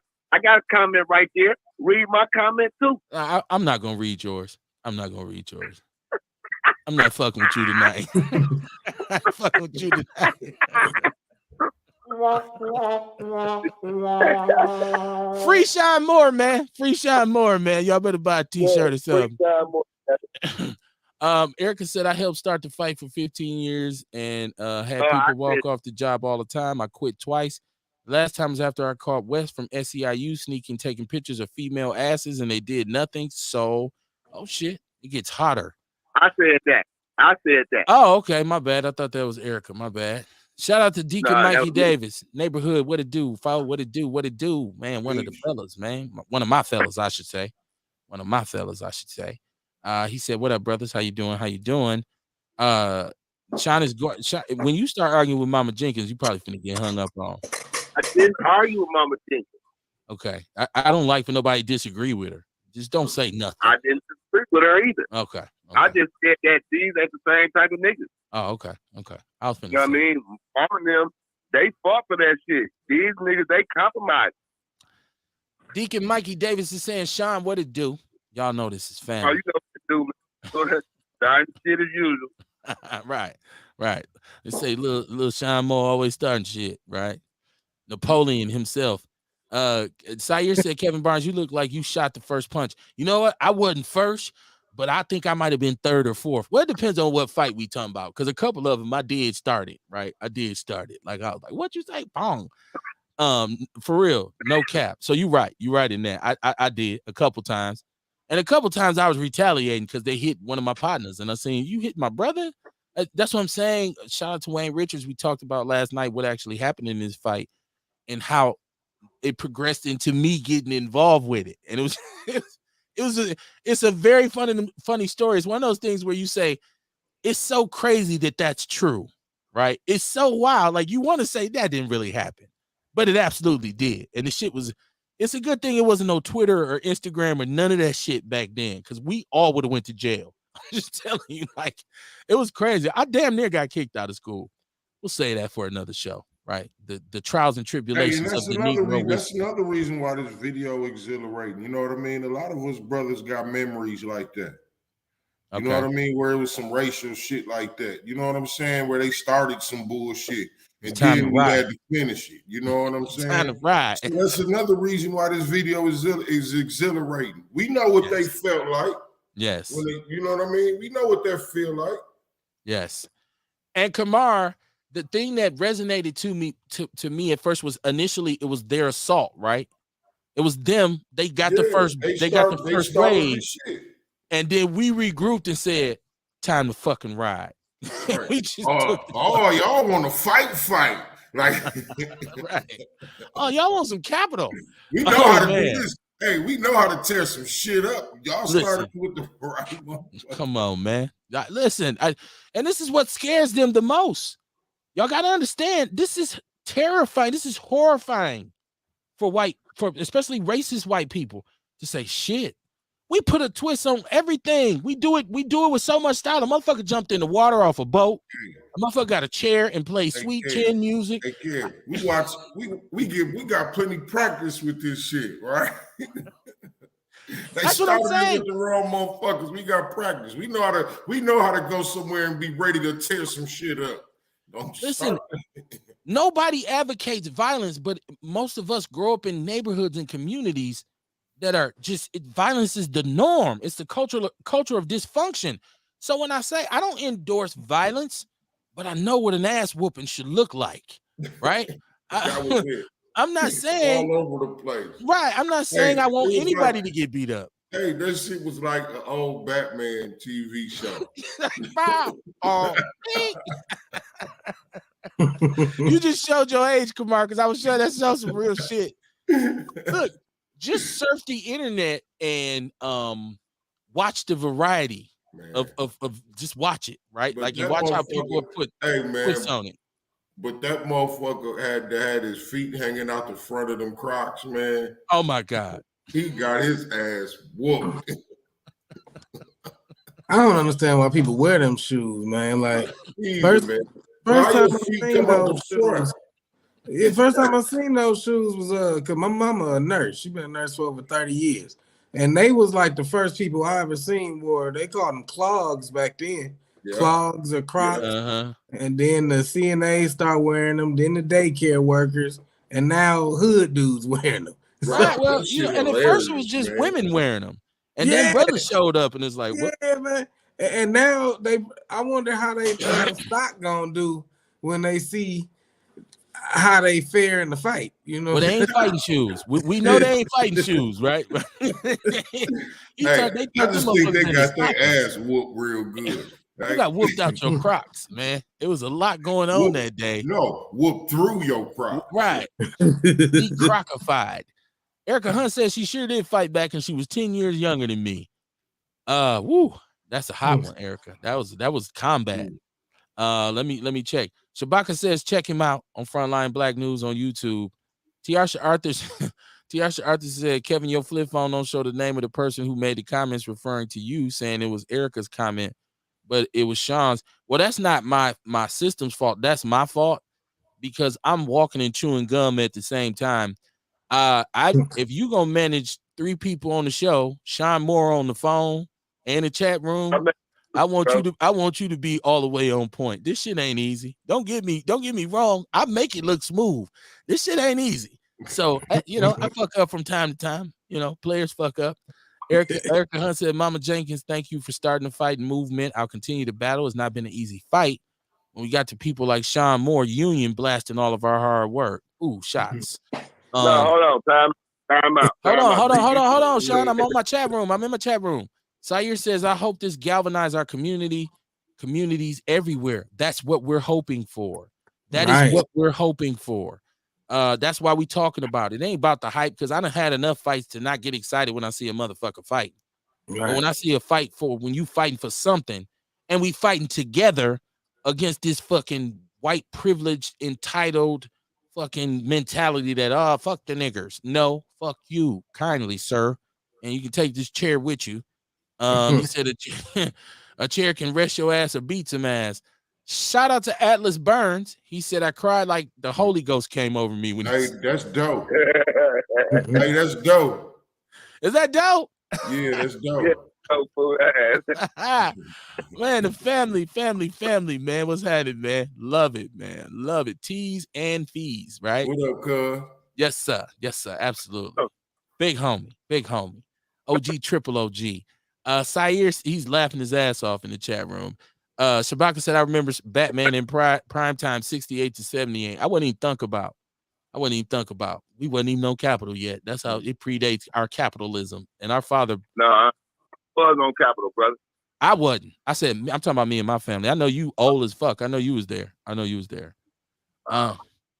Yeah, I remember. I know you was farming on Capitol. I wasn't there yet. We didn't get. My parents bought the house in 70. I wasn't born until 75. So I watched Batman. Absolutely. Go ahead. So, I don't want nobody to think that I'm anti-black. I'm not.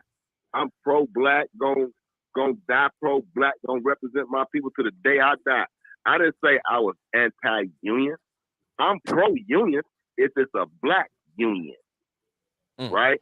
I believe we have the capacity to form and operate our own union. We do the fundraising. We get out there and knock on the doors and make the phone calls. We the ones talking to the people. We the ones out there on the pavement, knocking on the door, helping them caucus. That's us.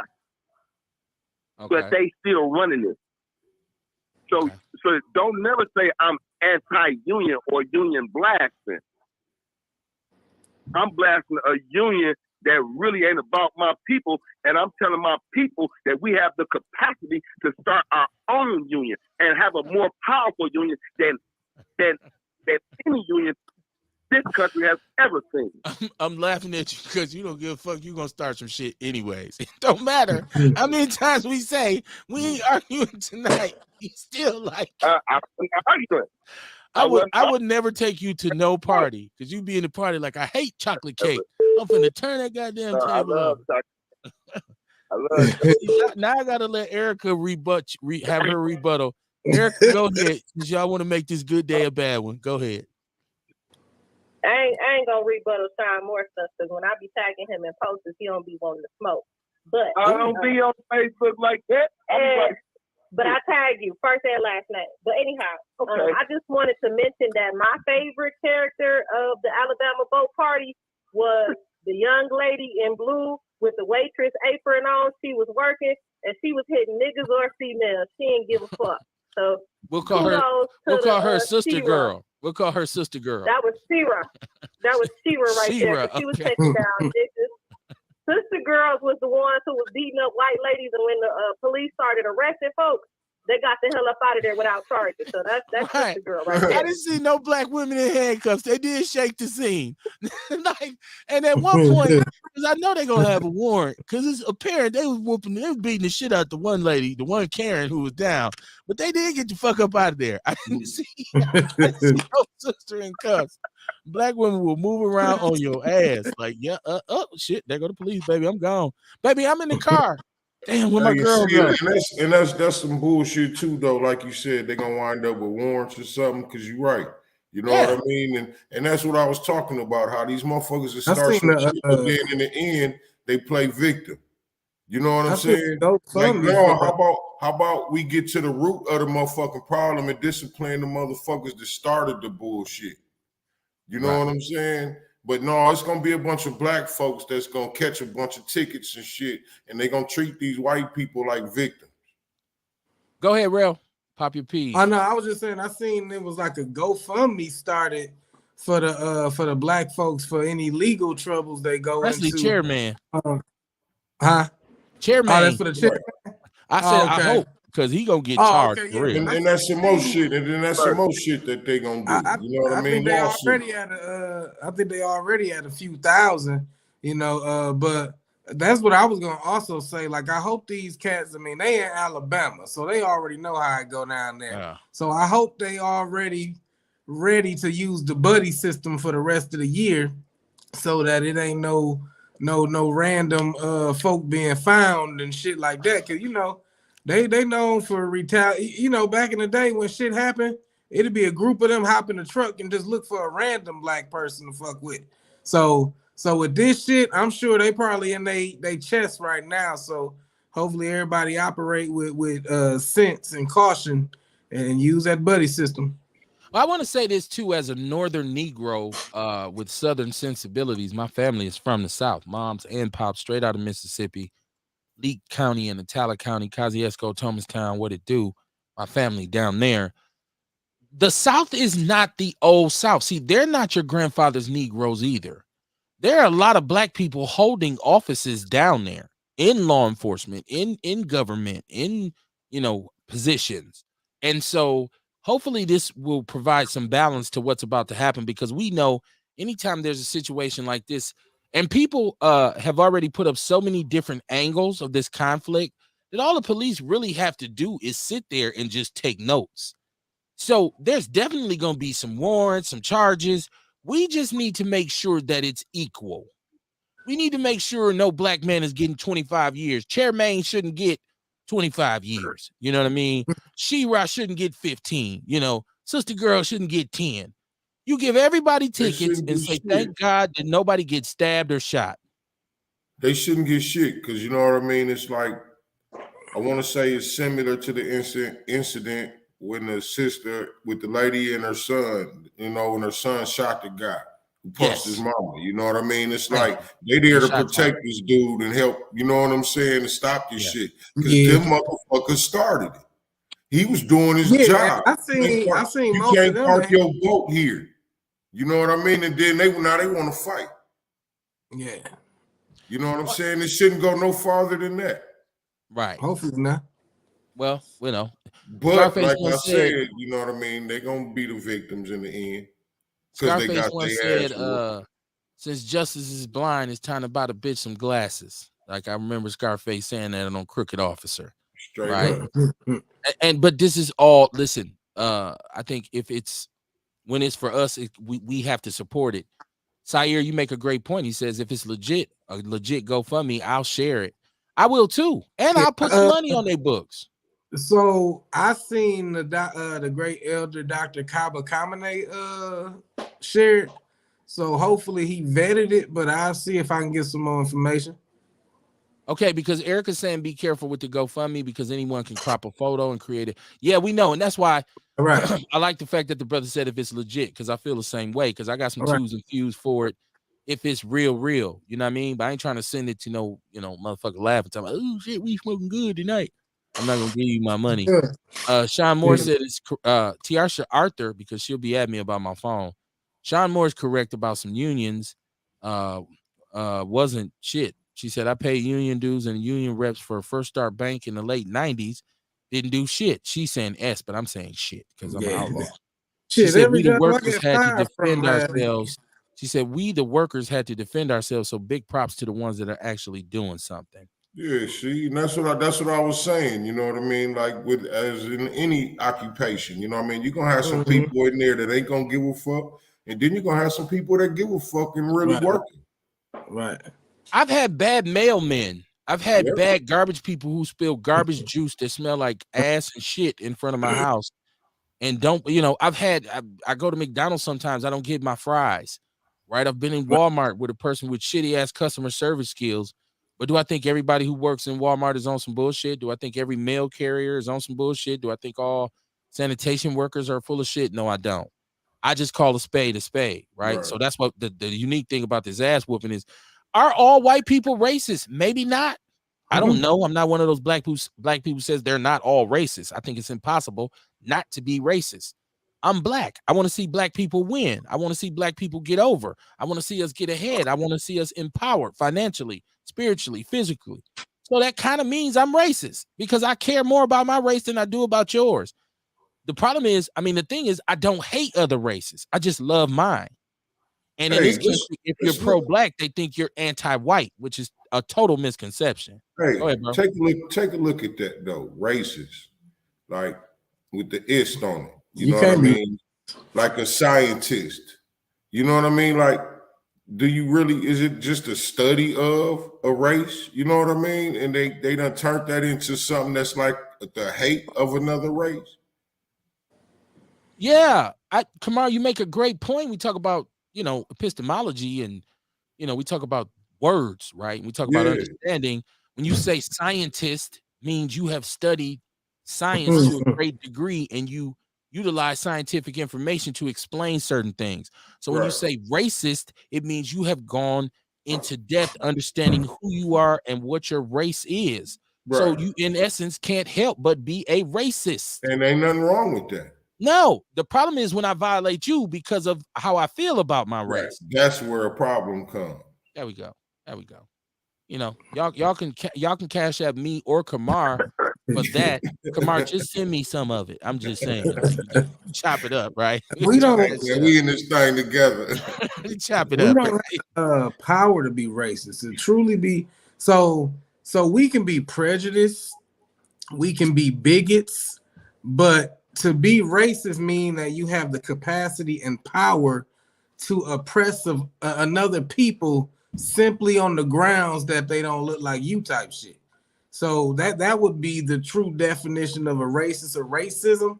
So we prejudice is like shit. I mean, a lot of people can be prejudiced. Sometimes I'm prejudiced against my own kind. Like I think everybody got that shit.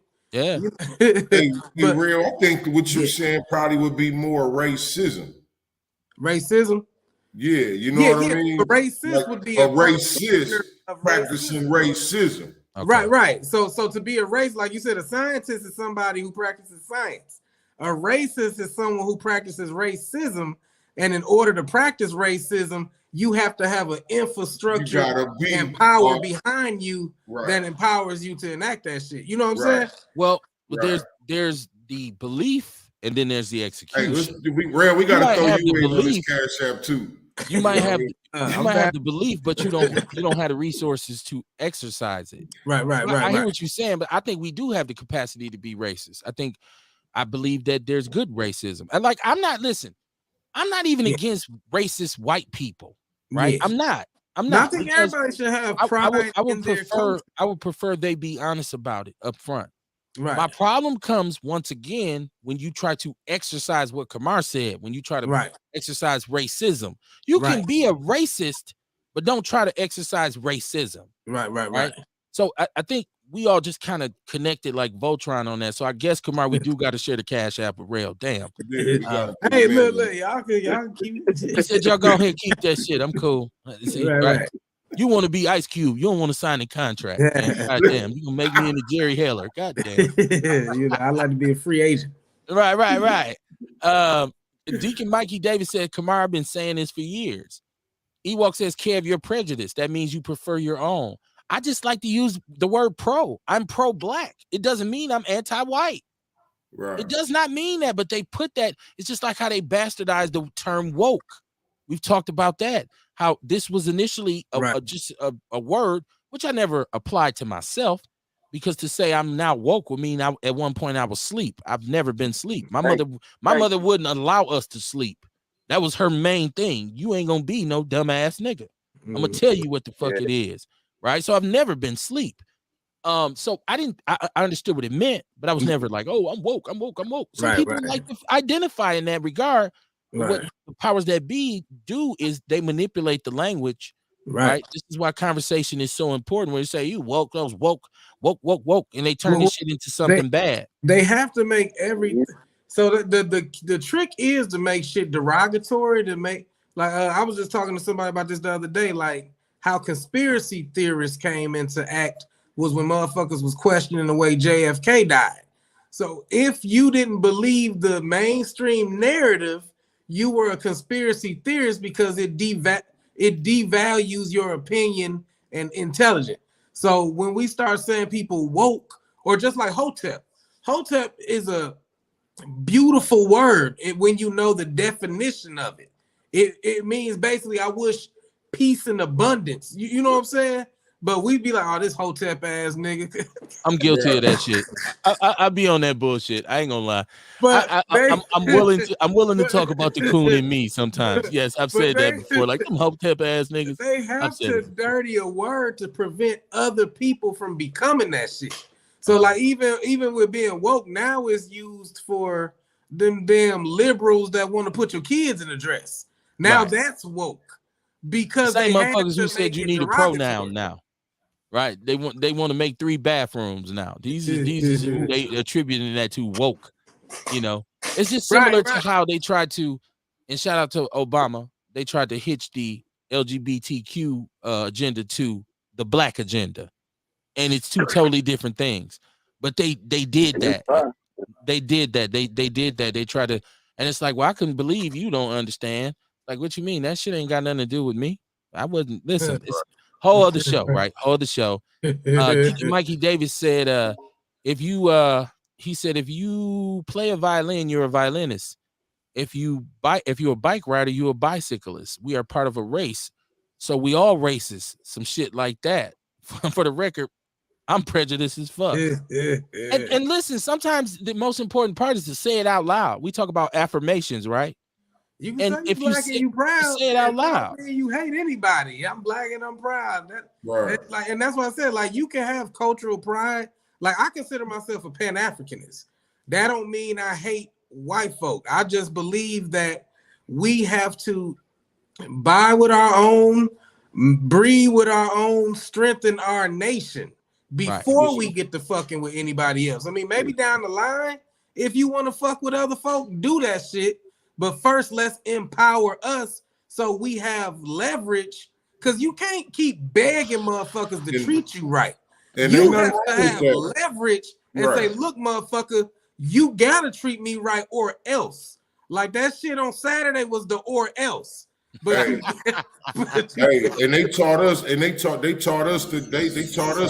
feel like that was wrong. Right. Man, while everybody else doing this shit. We can't even reverence our grandparents. Like I said, my granddad. Everybody else doing it. They had to stand on the porch with shotguns to make these white people respect their mind. Like, everybody wasn't scared back then. There was motherfuckers that would say, hey, I will just die, but I'm gonna die a man after I bop this motherfucker upside the head. You know, and they all didn't end up getting lynched. Like, thankfully, my family didn't.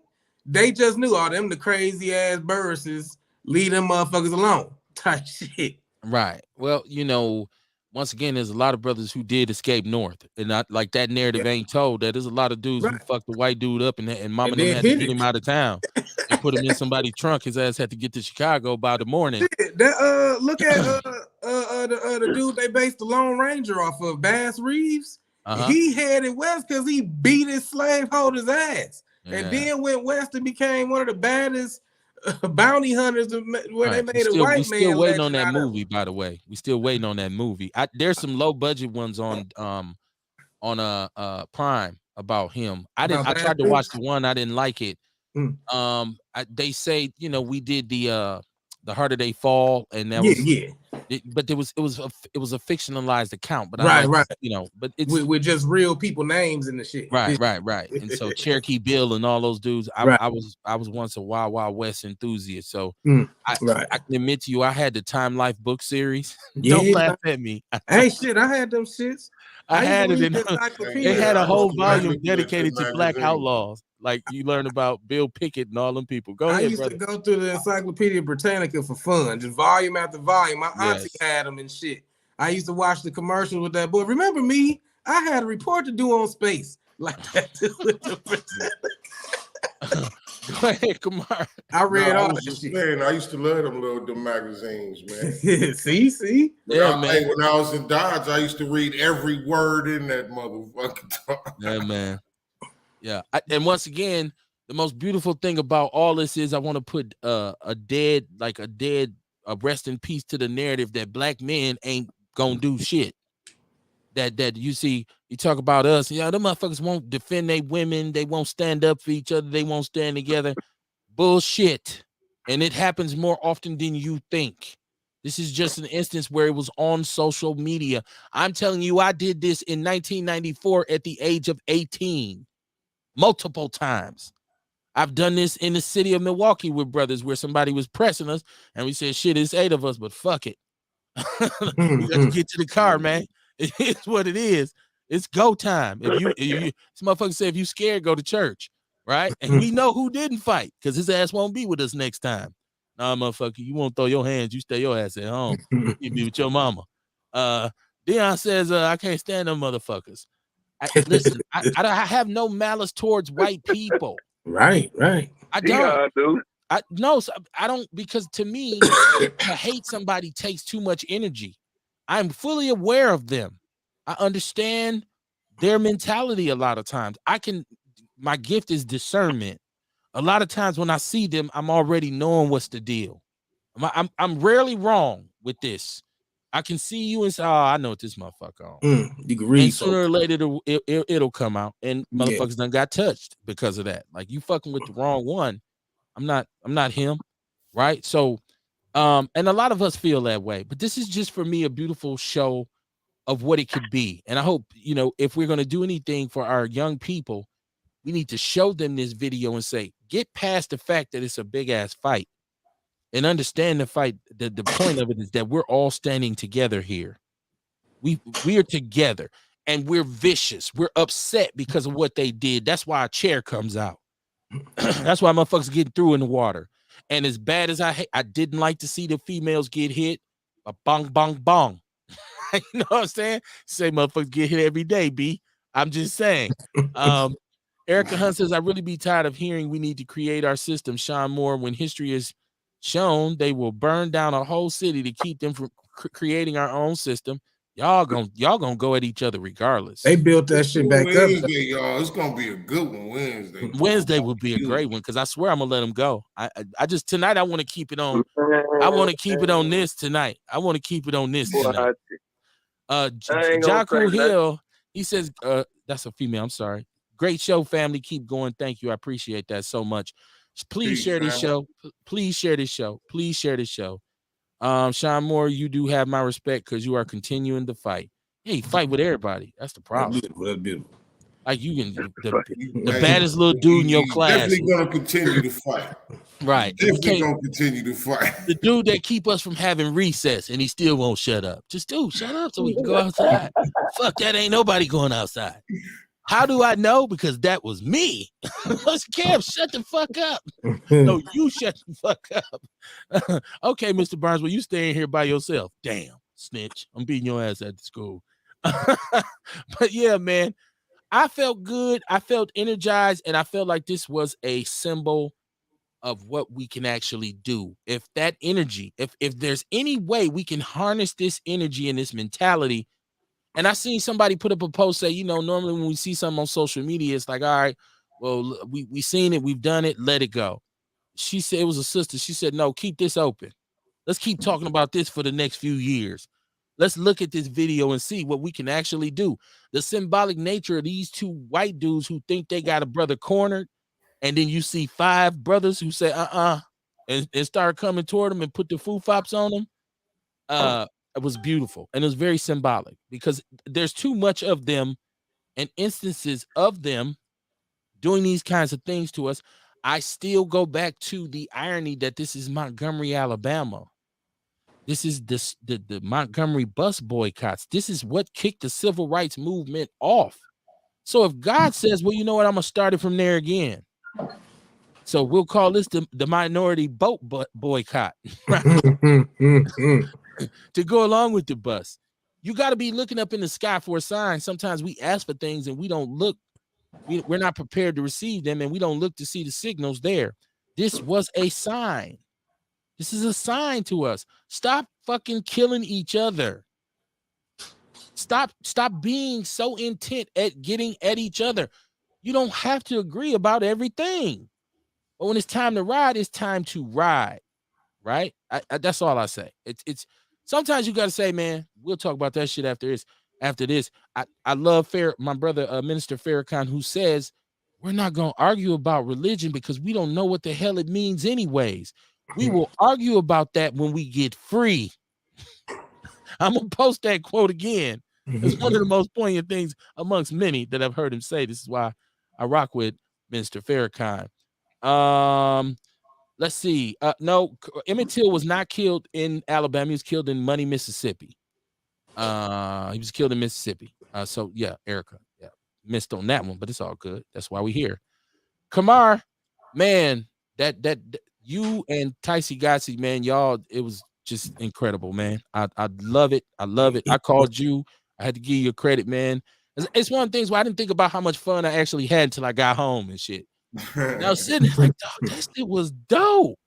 And so it kind of made me want to come out again. Like, it's okay to be around people. And I was like, no, fuck that. I still hate everybody. You know. So shout out to you, man. Yeah, man. What you know, just wait. We got big things coming, man. You know what I'm saying? It ain't just a shop, you know what I mean? But I'm finna make this a whole demonstration. It's a movement. It's growing from here. You know what I'm saying?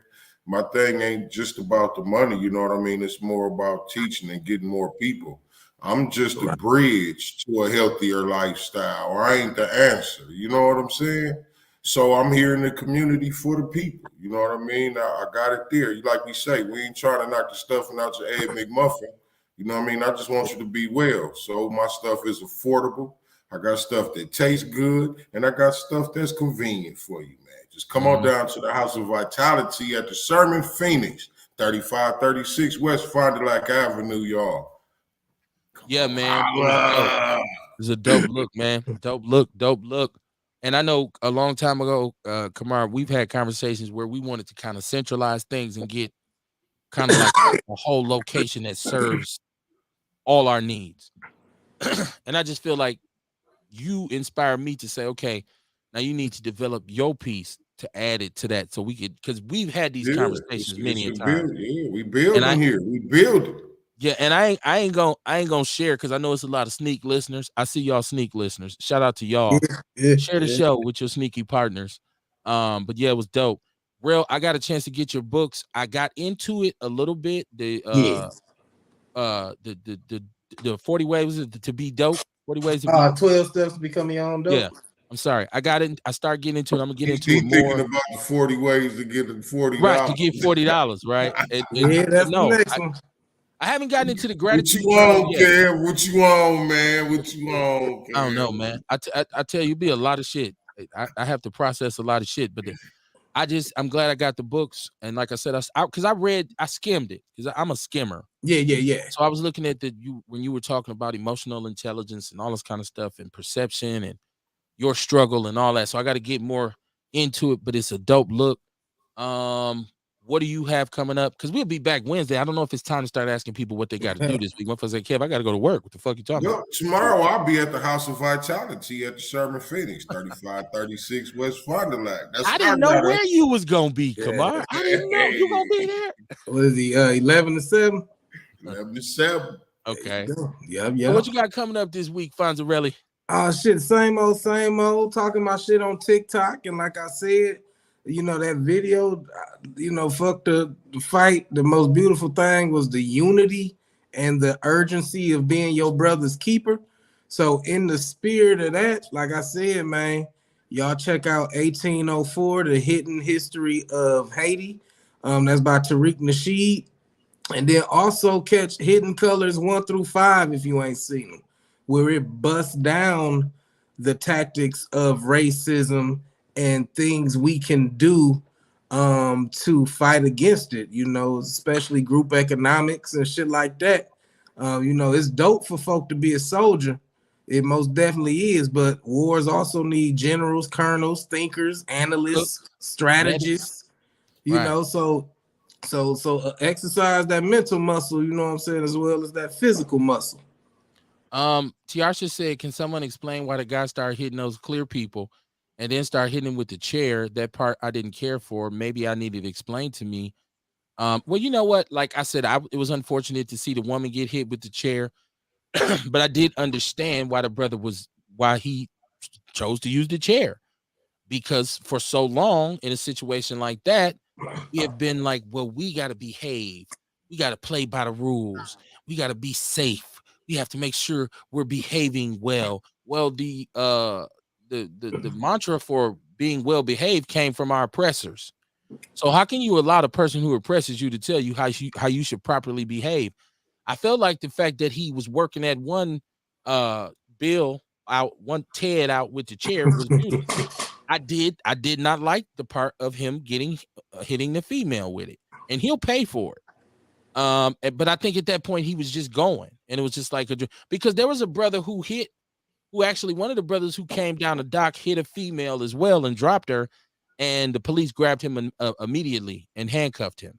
And I think their thing was, as long as we don't see any men hitting women, they won't really be detained as of yet. And so, I mean, and I can't sit here and act like I can explain his perspective. It was combat. Look, I've been in a fight before. That was an you in a old fight.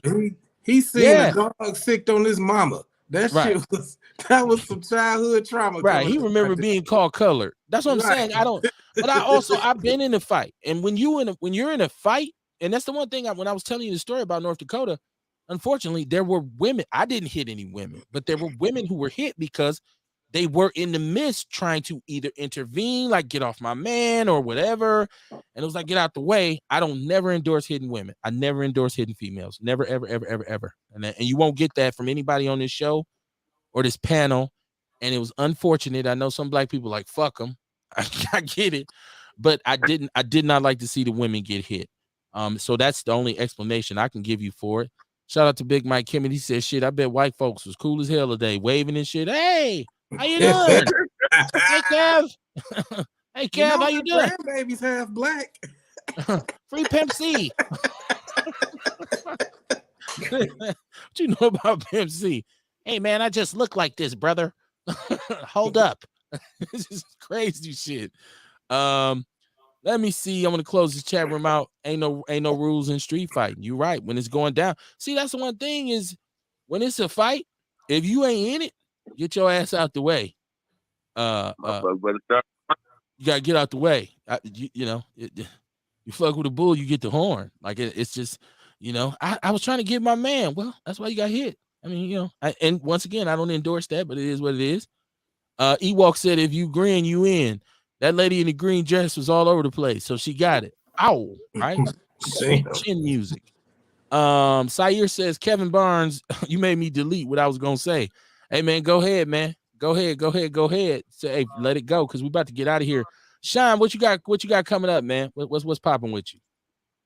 My book is out on Amazon, but I'm waiting on these doctors and these clinicians to review it.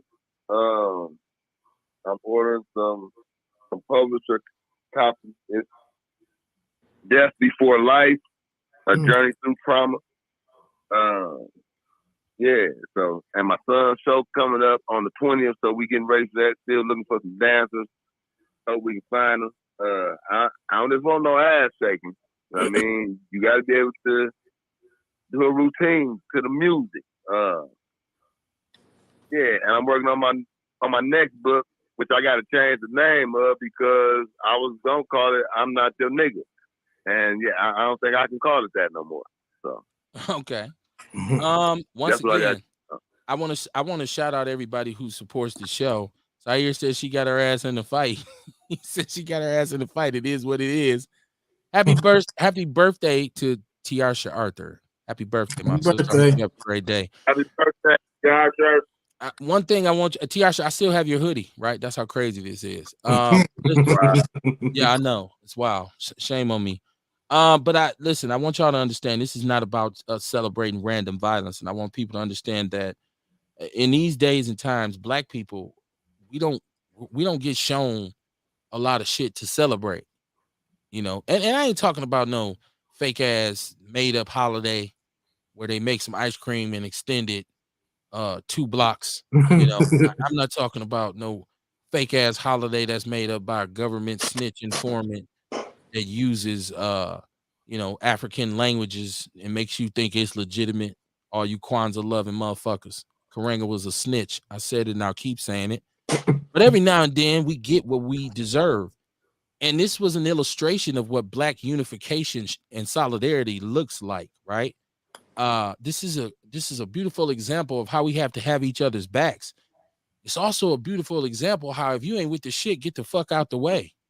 That's why I always tell people, I understand you don't want to live in Milwaukee. I understand you hate it. I understand you say, dog, I got to get the fuck up out of here. All I say to you is, well, get the fuck out. So those of us who gonna stay here can plant a flag and fight the way we need to fight. We got to understand that we need to hold each other down. Nobody else is gonna do it for us. Y'all got to understand that. And when you encounter people who ain't really down and they want to make up excuses as to why we shouldn't be together, or they want to focus all their negative energy on people of color, but don't have the same energy when it comes to the other side, I have to quote Willie D. Your mama should be ashamed of you, and your daddy should have pulled out. I'll see y'all Wednesday night, man.